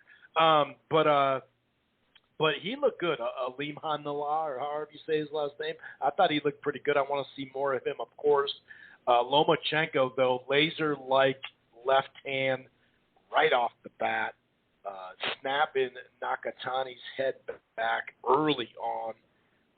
He would have kind of more lead left hands as the fight went on, using those angles like he does. Then he started somewhere in the fourth round to get more to the body. The fifth had actually some two-way moments, but, several combinations in the sixth. I think it was a left hand that just starched Nakatani, not to the mat, but it was pretty rough. And Loma just dominated the fight overall. I think it was several left hands to the head and body that ended up doing it. Nakatani was hurt pretty early on, 60 seconds into that round. But just the fancy footwork, the pivot, the domination. Loma had his thing going on, and you called this correctly. I thought it was a legit fight to come back to off of a loss. I did favor him, and I picked him by late stoppage, but this wasn't a close fight at all. And you were one of not that many that really called that out as, well, hold on now. And I remember you saying, how many rounds did he actually win in some of these fights we talk about? Yeah, I felt like I had one of my better weekends of feeling like I knew what was going to happen. On Saturday night stuff. We had a lot of upsets tonight, and some of them with fighters you wouldn't quite have seen as much. It's with the exception of since you talked about it first, I'll get to that briefly. I was mad at myself for waffling. Looking at the Amakalala fight, Amakaluli, Janabek, he had boring moments, but he was coming on with KOs. When we got on the show, and he's trained by McGirt, I had felt like he was improving enough that, I felt like Brandt was going to be in trouble. But then, later in the week, right before the fight, I was looking at the odds, and Brandt was like a plus 245, and I was thinking, one thing Brandt does well is he moves his hands, and Amakaluli, he can get a little dull, and even in this dominant win, he was doing that a little bit. He gets a little overcautious with the amateur style sometimes. Maybe Brandt can out hustle him, but it ended up being in the ring a mismatch. Brandt was trained by Derek James for a while, and then after I was waffling going with Brandt, I was looking and saying, he doesn't even have James anymore. so obviously maybe, James has got Spence and he's got Charlo that maybe he was just thinking that Brandt, doesn't have it. Let's face it, boxing's a brutal world, like you said, and that happens. So I was thinking, I don't know if I should be shifting over to Brandt, and Brandt looked done in there. I mean, he didn't look like, and he's had gutsy efforts. He had that big, Minnesota guy, like you said, of course, and he had that big upset over Murata in their first fight. But he just either he was done, didn't want to be there, combination of both. I mean, even the punch stats showed it. You use punch stats for limited usage, but the guy wasn't even throwing punches. And and Amin Kaluli, the one thing he did do that he'd been doing when he was picking it up is he's got the confidence now in his straight left, the power straight left. He's been throwing it more, using it to put hurt on guys, and he's looked better since he's been doing that. And as that fight went on against Brandt, he was doing it more and more, and he ended up getting him out of there. And, middleweight doesn't have a lot of depth right now. He's clearly shot himself up to the area of the top 5 with that performance. And you don't want to – Brandt was fighting a good guy, but he's 30. He did get KO'd against Murata, took a lot of shots in that fight, in the second fight. I mean, he looked done. So he looked done. So there's a new guy on the scene, with Janabek and Brandt. Future looks like it's going to be tough, even with the bottom half of that division being weak. And then Loma with Nakatani. Yeah, I think I got on the right. I do think I got on the right track of that one. And people didn't like me saying it after the fight, but like you said, Chris, I said it before the fight. I mean, Nakatani, a tough guy. He came back against Verdejo, but remember the guy that knocked out Verdejo to give him his first loss? He wasn't very good. With all due respect, we got to comment on it before. He wasn't very good, and the Nakatani fans, and look, I'm on Transnational. I thought, with the Verdejo knockout and going the distance against Lopez, I thought he cracked the top 10. But you still had to keep it in perspective, barely cracked the top 10, but I thought he cracked it. But keep it in perspective, right? Didn't win like any rounds against, Verdejo or Lopez, but he was tough. He kept coming back against Verdejo. But remember, Verdejo was battering him around all over the place too before he came back and knocked out Verdejo. And then, Teofimo Lopez, he wasn't in the fight. It's just everybody thought that including myself, thought, well, Lopez should just blow this guy out. But the guy was just tall. And, Lopez was just having a little bit of trouble putting something together to get him out of there, but was never in any danger, dominated the fight. So then, you had Loma taking him on. Guy's a contender at this point technically, but just hadn't shown the skill level. He showed toughness. He showed grit and toughness, but hadn't shown the skill level. And let's face it, I mean, he didn't show anything against Loma. I mean, Lomachenko is still tough, a skilled guy. I know that's got something to do with it, but Lomachenko's 33 now too. And, coming off a tough fight with Lopez. And, Lomachenko, I give him credit because what I like that Lomachenko did, and I like when I see with him it's got to be a conscious effort to do it. It doesn't fit with his amateur style, but I like when he does it because it shows me he's trying to make those pro adjustments even now, even though he's been to the top of the mountain. He came out power punching. In other words, I actually like when he does that he's kind of trying to make a pro adjustment. He's in with a guy that he overmatches skill-wise. And I like that Lomachenko did that, and then he ended up getting him out of there. So I give Lomachenko points for that. That was good. But, people who then, after what you just saw, were still trying to say that Nakatani was this – there were people saying that the next day on Twitter and things, or that night, Nakatani was this formidable adversary. And, you give him props that, he's a tough guy. But, I mean, the skill – he really didn't show any skill level Saturday night. I mean, he was just the proverbial punching bag in there. And, Lomachenko took advantage of that, knowing what he was in with and just loading up with power right off the bat. And he did what he needed to do. Like you said, it looks like Bob Arum and Top Rank want Lomachenko too, and they're going to give it to us on pay-per-view. personal. I mean, and I'm being fair. I'm not saying it's something that PBC might not give you if they had these guys. Full disclosure, being fair. But with that understood, I personally don't feel like I really need to see that again. I think Lopez is going to take him again. I think at 33, I don't think Lomachenko is going to turn that around. I mean, he kept his hands in the pockets for the first 6 rounds for a reason, because Lopez has got a lot of speed and firepower, and early in the fight, especially, that was just something he didn't want to be facing. So I don't think that's going to change in a rematch. You know, people that think, oh, they're going to fight again and Lomachenko is going to open it up right off the bat, I don't think that's going to happen. So, you know, as long as provided Tio's in good shape, and you know, nothing happened to detract from him with this COVID or anything like that. So, but you know, Lomachenko did a good job and did what he had to do. Yeah, I thought he looked pretty good, like you said, and definitely if you're going to go out there and you know, have a comeback fight, and then obviously try to build towards the rematch, you might as well have a performance like that. Any other items? You know, I didn't get a chance to. I had to work late last night, so I didn't get a chance to see the DAZN card just yet. But any other items you'd like to get into at all, or maybe talk about this this Pacquiao lawsuit thing, or any other items you want to touch upon here, John? I'm not familiar with. I haven't read on the Pacquiao lawsuit yet, so I'm going to have to brush up on that. I did do a three device TV combo Saturday night, and so I had the DAZN card on as well. You know, some people are talking it up. I mean, again, I'm watching 3 at once, full disclosure. But you know, the Cordova guy that fought Cordova, who fought Martinez. I mean, again, you know, hipsters get carried away. I mean, just because it's flyweight and Martinez is good, I mean, he was fighting a guy that's 12-4-2. You know, I mean, who hadn't beaten anybody.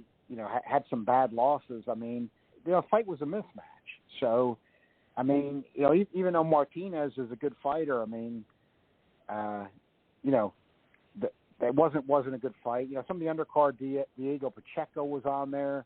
Didn't think he looked great, really. I mean, he's another guy, prospect, but big guy, but he's kind of up and down to me already. And there's a lot of prospects like that, and sometimes they're not the best prospects. That's the thing. We'll see. You know, we'll see. These guys got to see it played out, but you know, a couple other fights that were decent, but nothing else too much to mention there. But it is actually worth. You know, you want to talk about the flyweight just for a moment. It's worth. You know, mentioning the Mexican-American Sandoval on Friday. I took out Jay Harris, you know, the Brit who was ranked in the top 10, who had a good performance against Martinez, and, you know, vicious body attack took him out. And it was actually a very impressive performance.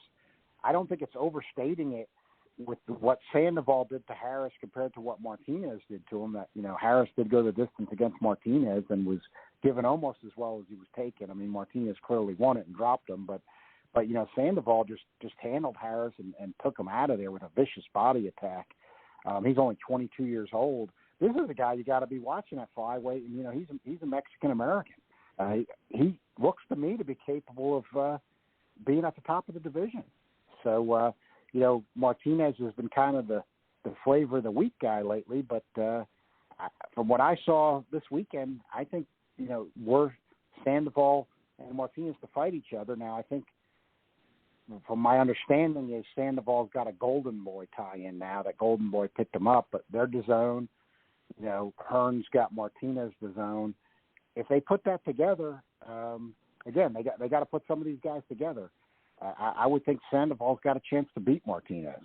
So probably worth mentioning that. And then the only other thing I'm thinking, because it fits what we've already talked about, but you know, when you look at where American boxing was in 2015, you know, HBO's old formula was starting to not work. They were, you know, they thought they were going with what was the best fighters, but even if it was foreign fighters that weren't necessarily that popular to Americans, they were going with them. Philosophy didn't really work. You know, PBC then kind of restarting things with trying to get things back on network TV, and then that kind of inspired Top Rank to get back to doing that. I mean, you know, it's not all perfect. It's not all, you know, butterflies and roses, but, you know, you look at all the boxing on TV now and building things back up in America. You talked about Gervonta Davis, and of course there's plenty of others. We've gone over the Americans ourselves. I mean, 6 years later, after what PBC started doing, you got to say there's been a lot of progress in U.S. boxing. I mean, look at least all the Americans who are on the cusp of being stars at the very least. And you've got Wilder with a chance, to pick up the heavyweight title, the lineal belt, the mythical lineal belt. If he beats Fury next month, Davis the star, Spence is fighting Pacquiao.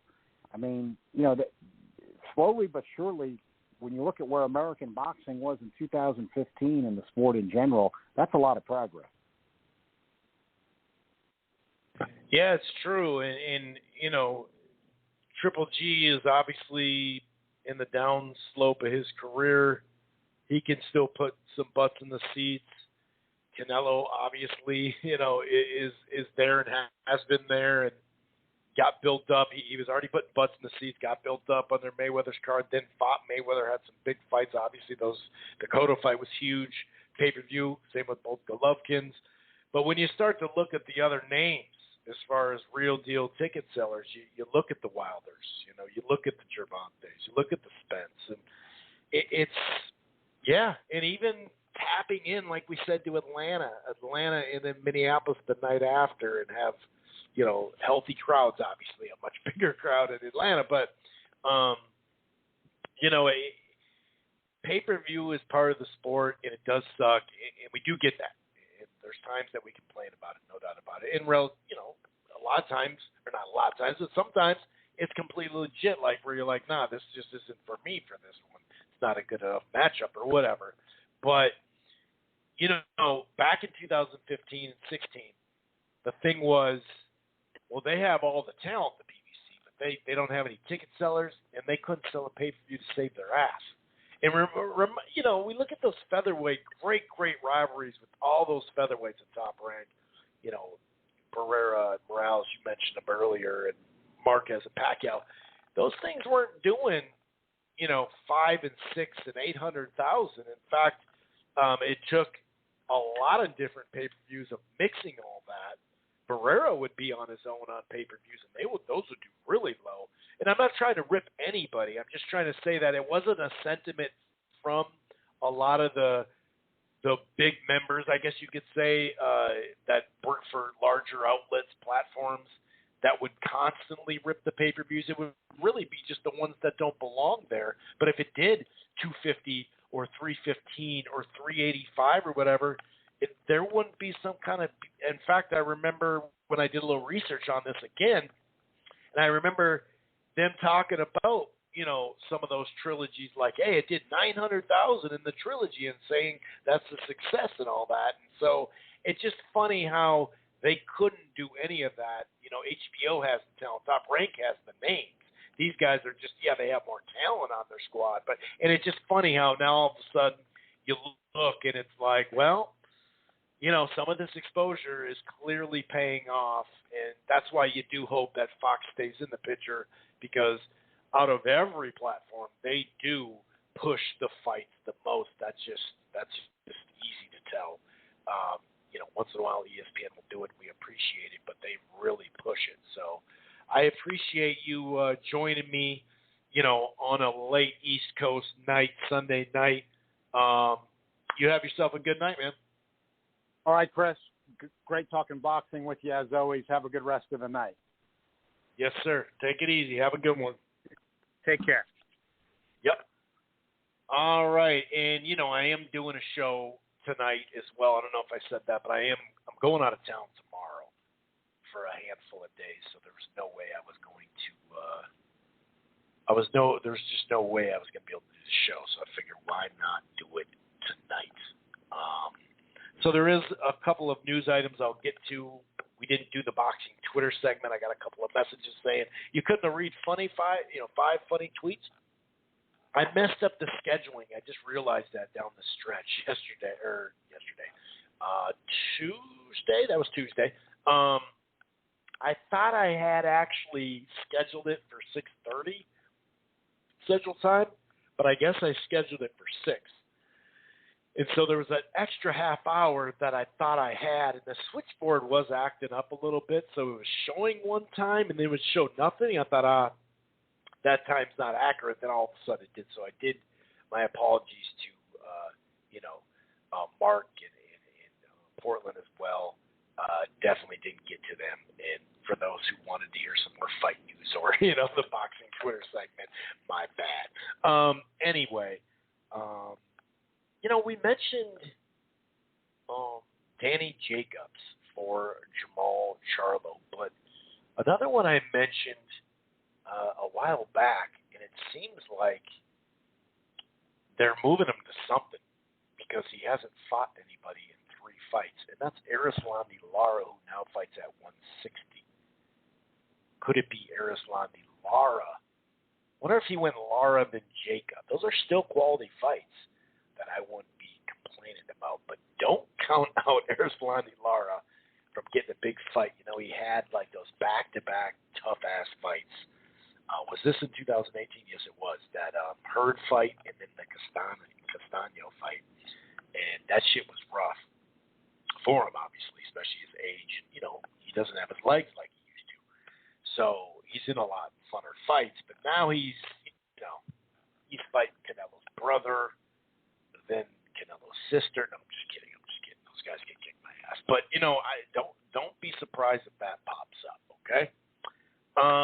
Speaking of the zone and middleweight, it sounds like Golovkin, multiple reports on this, Golovkin and the zone are having some opponent issues. Now, we all know the big unification fight on New Year's in Japan, and I get why they do it, because, Murata gets great viewership over there. It is a big fight over there, Murata, but that's not until, December 31st. So is Golovkin just going to sit around when he fought last fall, or did he fight in December? I think it was early winter. So he's just going to sit another year to fight Murata?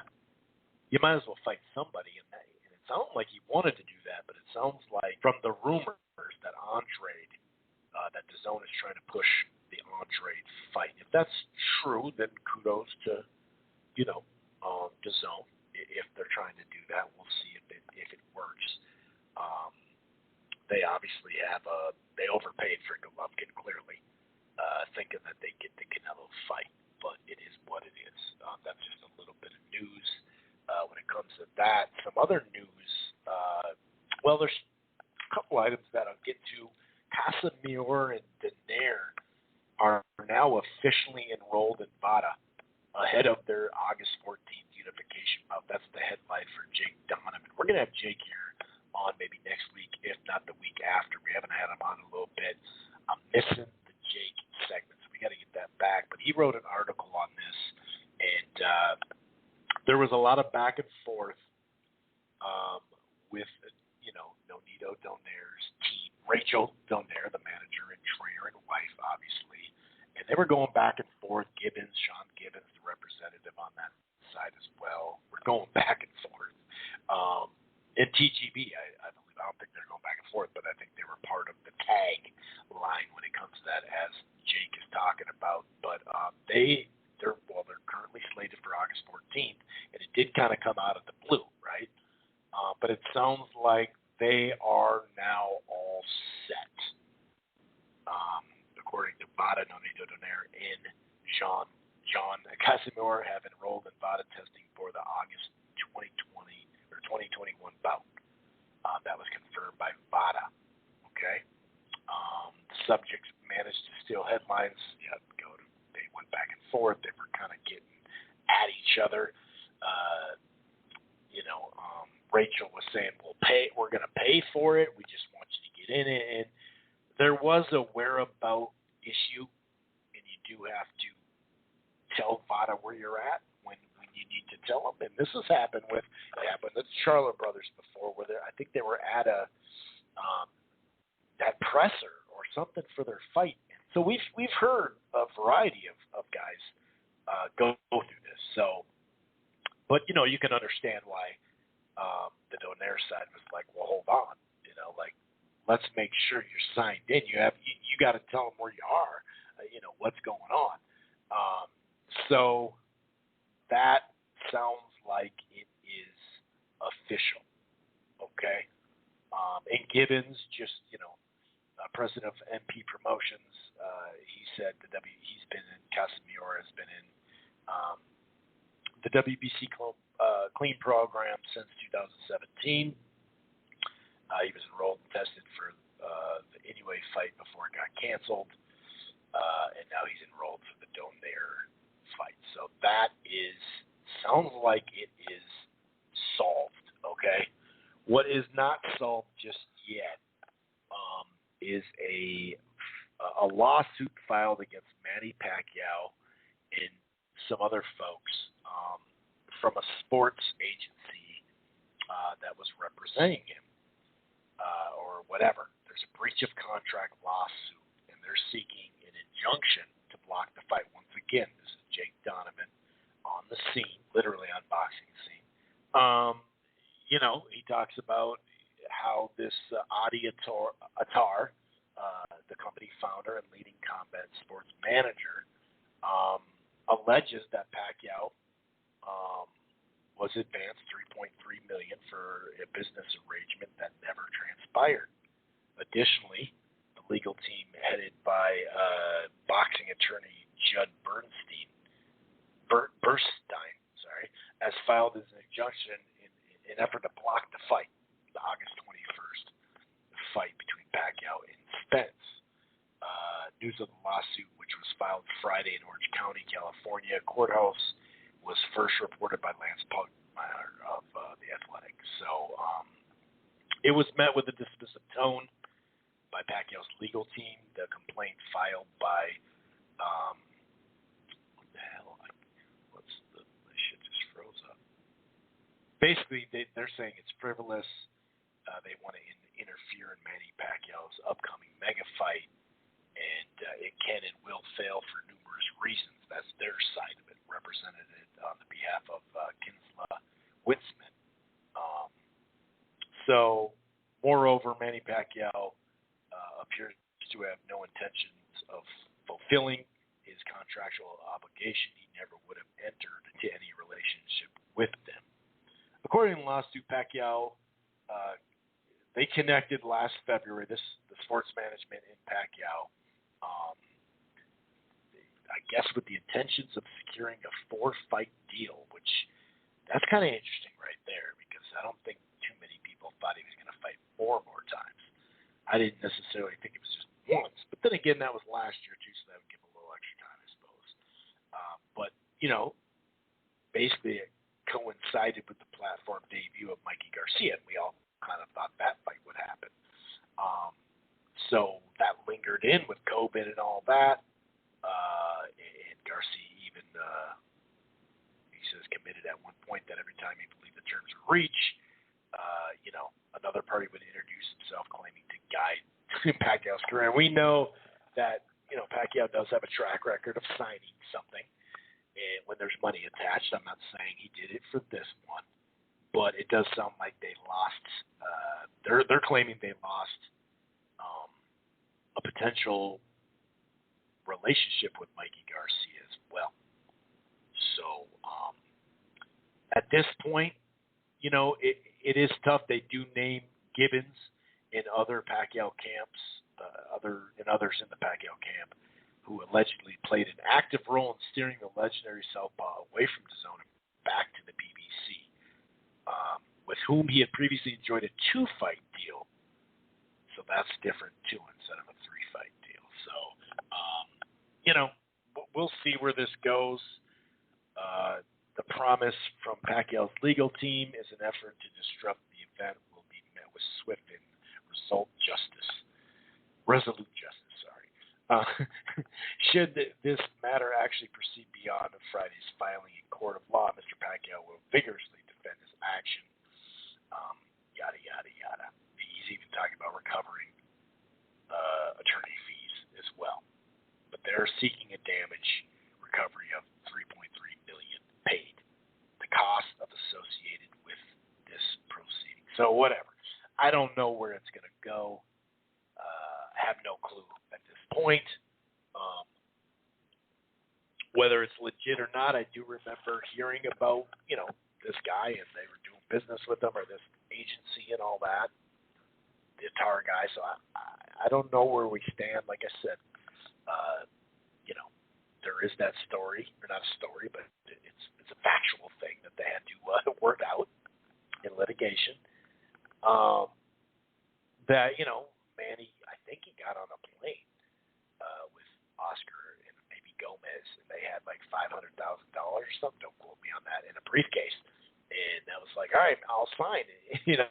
Manny's like, cool. And he was signed with Top Rank, and that actually led to arbitration that was 5% of Manny Pacquiao. I believe it was 5% of Manny Pacquiao's earnings went to Golden Boy. And, back when Floyd was using Golden Boy a lot more, in some sense, that 50-50 fight never really was a 50-50 fight. It doesn't really get talked about a lot back then. But, think about it. If the promoter that's on the side of Mayweather gets 5% of Pacquiao's, income, then it's not really 50-50, 5-45 split, which that wasn't going to happen. Anyway, let's see here. There are a couple. King Tug, Nyambar, is that how you say his name?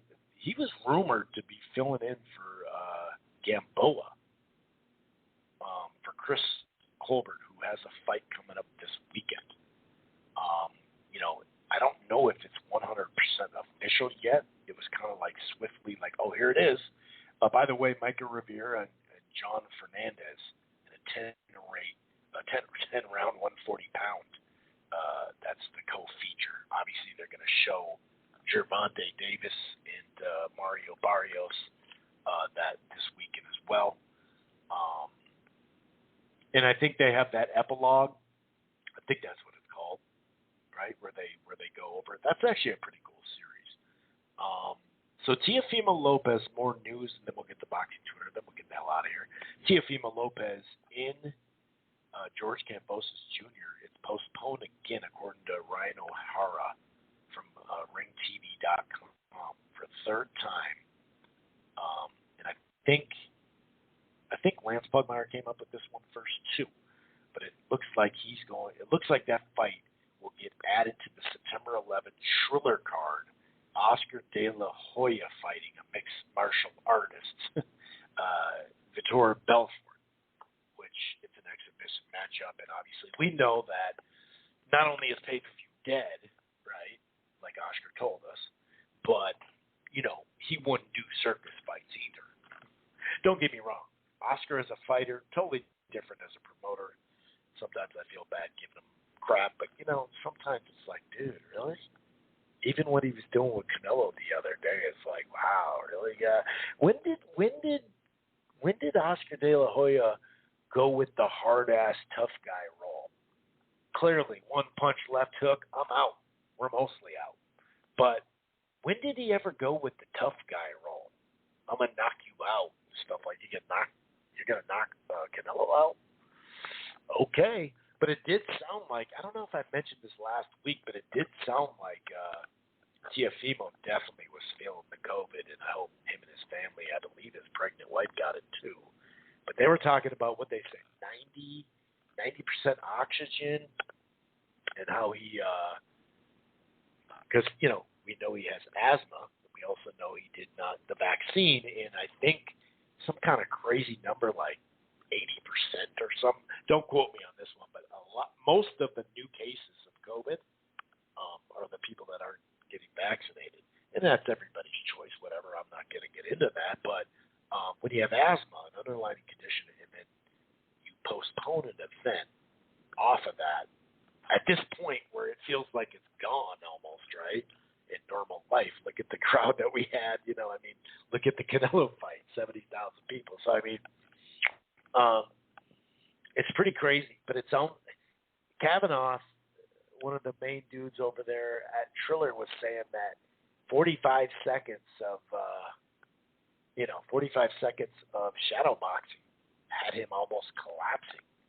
like he was really sick. And that's what threw me off when they went right to the August 14th. It's like, well, dude, you got to give him a couple weeks to be good, and because he's got to shut all the way down, and then he's going to get a short camp now. I understand he just went through a full camp. That always threw me off. Maybe some of it as far as not putting it right in front of Pacquiao Spence and having, and to be honest, I don't know what the ticket sales were. Kavanaugh makes it sound like it was a sellout. I don't think it was a sellout. I'll tell you that. I'm not going to go Leonard Ellerby on it and say that they weren't selling anything. I don't know. We still got to know what Teofimo's gate numbers will be. He has potential to be a big name, no doubt about that, especially in New York, Brooklyn, and all that, and Madison Square. So I don't know all about that, but if he now, I don't know, it just doesn't look good when now all of a sudden you're going to put him on the co-feature or whatever. But there's also some news that Mike Tyson's going to fight Lennox Lewis, but he wants to do it on his own, that Legends Only platform. But Kavanaugh keeps telling people that we have a first and last, so we can see if we want to pay that money or whatever. And we know Holyfield was potentially supposed to be involved with the co-feature with Oscar and Belfort too. I don't know, but my guess is if it was sold out, where were they? Was it in that stadium? Was it in the stadium or an arena? I can't remember now. Where Teofimo Lopez was supposed to fight. Either way, if they were going to sell out, you'd think that they just push it later. I know that. Well, actually, didn't Bob say that his wife's pregnant? So maybe that plays into the date or whatever, right? But I know it was in Miami. But you just think that if something was going to sell out, you wouldn't just let go of that gate money. You know what I mean? But hopefully he heals here. Caleb Plant in Canelo. I remember Eddie Hearn talking about that fight possibly being September 18th. And a lot of people were like, why wouldn't it be the 11th? That's closer. But whatever. To the Mexican Independence holiday. But wasn't he saying September 11th and then it was supposed to be September 18th? Because isn't 18th isn't that the third week? I don't know. But anyway, yeah, we'll see where that goes. Hopefully he heals up. I think that's obviously the most important part, because it's like, damn, dude, you don't want to be doing that. So, the scorecards, by the way, someone sent this to me. We're not two scorecards for Barrios and Gervonta. The judges had it before the stoppage, or entering the 11th round. 96-92, 97-91, and 96-92. But that's with two knockdowns in there. The fight was much closer through the first 6 rounds. This is a boxing scene. 58-56 for Davis, and then 2 scorecards, 57-57. So, I mean, that plays into some people were freaking out. But even in some of these, he swept the first 4 or 5 rounds. It's like, well, even when you look at punch stats, Barrios, 4 punches, Davis 3, first round. 4 punches, 2 for second round. 5 punches, 3. Fourth round, you can see 9-3. That was bigger. And then after that, 6th round was a little slow, but then it picked up, obviously. But I just didn't see 6 straight rounds for Barrios like some people were talking about. I don't know. This is according to Mike Coppinger. Teofimo Lopez is still recovering from COVID as manager. David McWater tells me, and he remains in his Las Vegas home. Lopez is still waiting to test negative for COVID. Tested positive today, and that was yesterday. So I know his pops was saying he's good, he's all good. Well, hold on. You know what I mean? Let's hold on. Let's hold on to that. So hopefully he does get better, though. And someone told me that I have to watch Italian and Argumento. I'm going to have to check that out on my vacation at some point. I guess Bob was ready to put Inoue in with the Filipino Flash again if, in fact, that Casimiro fight didn't happen, which maybe bodes well, in general, for what that could turn into. By the way, Victor Conte was in on all that Casimiro stuff too. He got all the way up in there, Bob. So and I think Steve Kim actually broke the news. The Jose Zapata news, I don't know. Like John was saying, I'm not really sure if that was 100% legit or not. We heard Ramirez as well, and it's like, okay, like so he went from getting the winner of that fight to now getting the loser. So it's no problem that Ramirez lost. Career's not over, obviously, but so his first fight at 147 after taking a loss to Josh Taylor is going to be Crawford. I mean, that's pretty intense. And if Taylor was able to do some of the stuff that he was able to do, I don't know. I'd watch the fight, but it's like, damn. I mean, that's what he's dealing with over there. Here's a source. This is from Ranger Rollins. A fight between former undefeated champion Danny Roman and undefeated Rais Alim is being discussed as the co-main September 11th to Fulton and Figueroa. Now, if that's real, that would be dope as hell. That would be, talk about a double friggin' header. Oh my goodness gracious. That would be ridiculous, dude. God, that would be nice. Sounds like Clarissa Shields is ready for her second pro MMA fight with PFL. That's August 27th. So good for her, dude. I'm happy that it's going well for her. What else we got for news? I don't know. I don't think there's a whole lot. Oh, there was an interesting, we knew that, the September 18th and the 11th has kind of been both ways with the De La Hoya stuff. Now that I think about it, Coppinger was saying September 18th, maybe it's 11th, but there's going to be 12-ounce gloves in that Belfort fight. So that clears it up. Regis Prograis, Jose Zapata, and Ramirez are some of that's Dan Rafael, October 23rd, by the way, for a Crawford potential fight. There was an interesting, what I was saying before I cut myself off. You know how Vada kind of didn't go out of business, but during the pandemic it was on the low. Here's something from the BBB of C. The UK anti-doping. So this is Chris McKenna from the 1st of April 2020 to March 31st, 2021. There were just 11 out-of-competition drug tests and 111 in-competition drug tests carried out by them.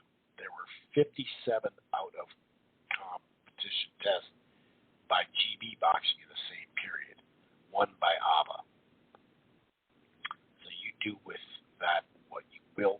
That's a report that I didn't make up, okay? Somebody else did. No, I don't know. That's it's been a little funky, and it makes sense because obviously fights were off for a handful of months, and Vada, some champions weren't even fighting. Some champs were out for a year. Some people, some fighters were out for like 15 months, 16 months. So, and we've known that the out of competition 365 is still not as stringent as an Olympic style testing. You can say Olympic style testing, but if it's only for camp or a couple of weeks before camp, that's great. It's a step in the right direction. But sound like it's like, oh yeah, for sure. Okay, let's get to boxing Twitter. Let's get the hell out of here. Oh shoot, I almost forgot. Oh, someone said, why wasn't I at the event tonight? Because I actually was denied a press pass for the very first time at the Armory. I've kind of come up with two reasons. That is now down to one. It could have possibly been my article I wrote about the PBC main events, where I very fairly went through a variety of items, talking about their budget and certain things, but I didn't go down the route of narratives to just be anti-PBC. The title was, Fox Main Events, Where's the Beef? That's an old saying, an old 80s, maybe early 90s, I don't know, it's when I was a little kid, commercial. I think it was Wendy's, Where's the Beef? Well, the main events have been all over the place. And I went over a variety of stuff. It was very fair. It wasn't a hit piece. It wasn't a clickbait piece. We talked about a lot of the things that we talked about in the segment here. So that was back in April. And then all of a sudden maybe it was a mix-up. Maybe I didn't get the email. I don't know, but I'm not the type to cry over spilt milk. I don't know exactly why it was. But, like a preview article wouldn't make sense because, one, I released it on Sunday for a reason because it was a Sunday night fight. But, two, my prediction articles come out either Friday or Saturday. So, and I'm already, credentialed before those come out. So that wouldn't be anything new. They could have listened to the shortened show where we didn't talk about it as much. Maybe they took that and ran with it. I don't know. But we'll see. We'll see. Anyway, so that addresses that. Yes, I did get turned down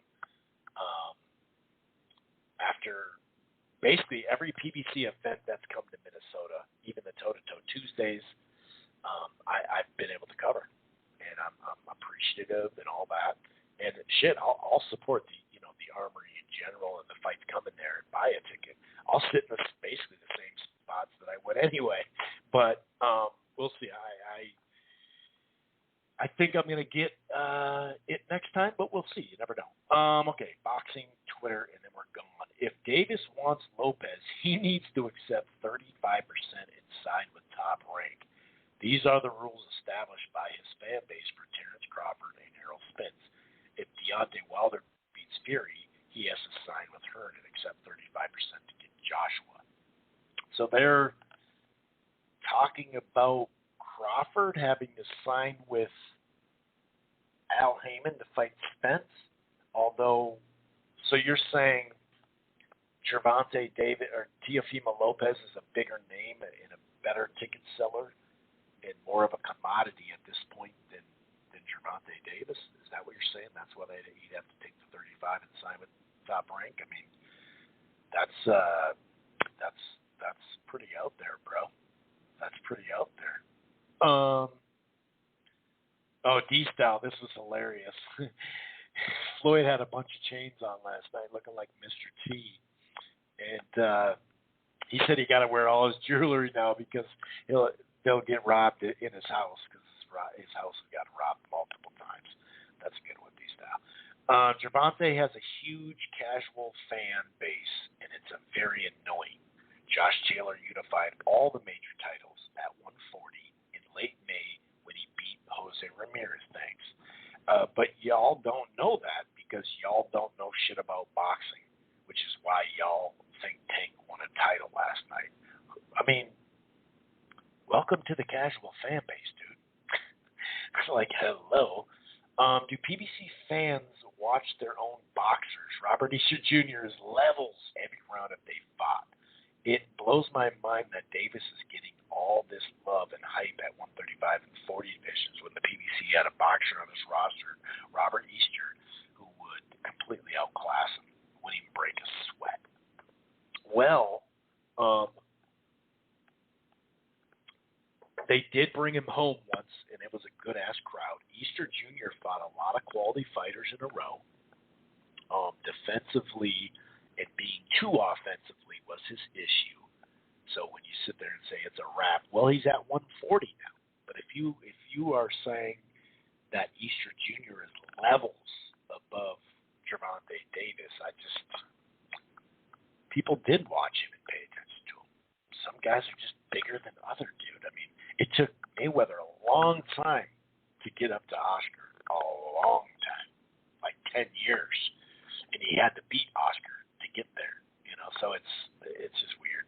Tank Davis corner cheated, got read the scorecards and had a fourth man in the corner. They didn't cheat. The fourth man in the corner, at least you can have a good argument with that or whatever. But he didn't get the scorecards read to him. He kept saying unofficial. And yeah, I mean, I think, I don't know. There's times where, like last night at the presser, some of the things he was saying was okay. Some of the things he was saying piss off people, like, hey, we're keeping it PBC, right? We got plenty. We got the A side, so if you want to come here, come. Do what you want to do. And I know that bugs people. I get that, but he's straight up telling you that. And we just went over 130. Top Rank wants to do that with their own fighters. Look what they've done at 135. They faced Lomachenko and Teofimo against a bunch of guys. Have they fought PBC fighters? No. Well, I mean, Gary Russell Jr. for a belt, that was a mandated thing. But, his third fight. But, other than that, without the mandates and all that, there's really not a lot of cross-promotion. So it is what it is. This is Ryan O'Hara again. Sources: rising welterweight prospect Paul Kroll will face Justin DeLoach on the July 31st as a part of the split telecast. I think he meets FS1. In the main event, Michael Coffey and Gerald Washington. That's right, because Vito Melanecki is going right back in against Martin for the rematch in an 8-rounder. That's the co-feature. And where Coffey is, I really like that Gerald Washington fight for him.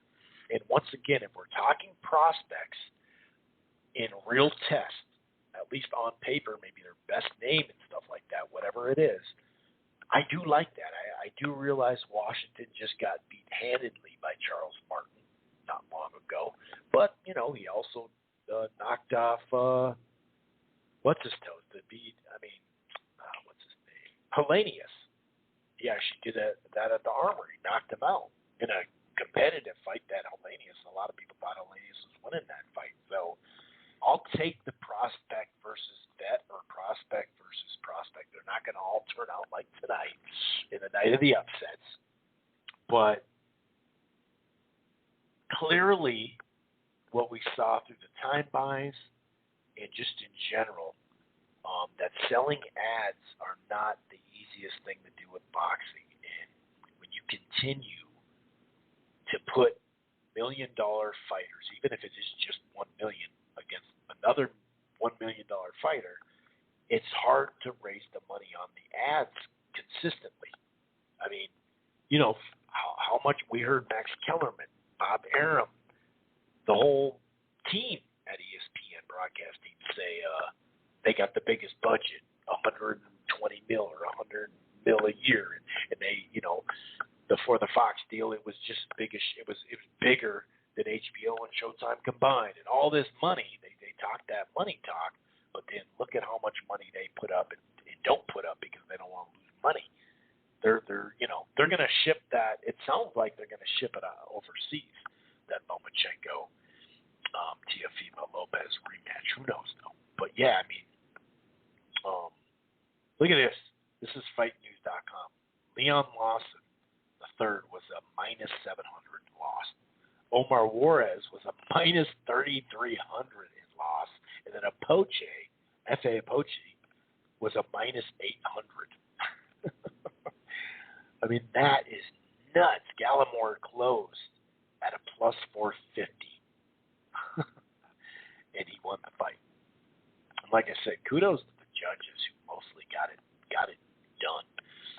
This is Henry Wade. If Terrence Crawford doesn't sign an extension, he gets the worst opponent possible. Sorry, that's how it works.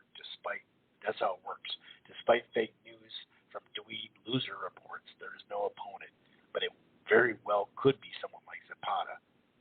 That bum has no sources. he's right. He's probably very right on the, on doing it. Having to extend to get a quality fight. But he did extend, and how many qualified fights. Anyway, y'all told Floyd to move up and fight GGG, but wouldn't tell GGG to move up and fight Andre Ward. Facts. It's funny how much pressure Charlo gets to move up, but no, let's not even talk about it, man. Let's not even talk about GGG having to move up. But let's compare him to B-Hop and Hagler. Mario Barrios has stopped or knocked down every. Oh wait, that's an old tweet. Someone sent me that. Oh, here's a funny one. Legendary 122 fantasy matchup. Inoue and Conlon. Who wins? It's like, dog, let the guy get a quality frickin' fight before it's a fantasy matchup. What the hell? Inoue is everything you want in a fighter unless you're going to fight him. That's a great tweet. Charlo Montiel shouldn't have been sanctioned. What the fuck? It's disgusting. I'm disgusted. He's facing a guy who got KO'd cold. Jesus, what the fuck is boxing coming to? What a joke of a fight. It shouldn't be sanctioned. Well, Montiel showed up, didn't he? It just goes to show you that we're really not these matchmakers that depend on matchmaking to make a living. It's a big difference. Have your opinions on a fight. That's obvious. Pick a prediction and tell you why. That's obvious. But to go so overboard and then not admit it, come back and admit it, that it's wrong or that I was wrong. Jermall Charlo just went life and death with Montiel, who got knocked out. So yeah, he went life and death, dude. That was life and death, bro.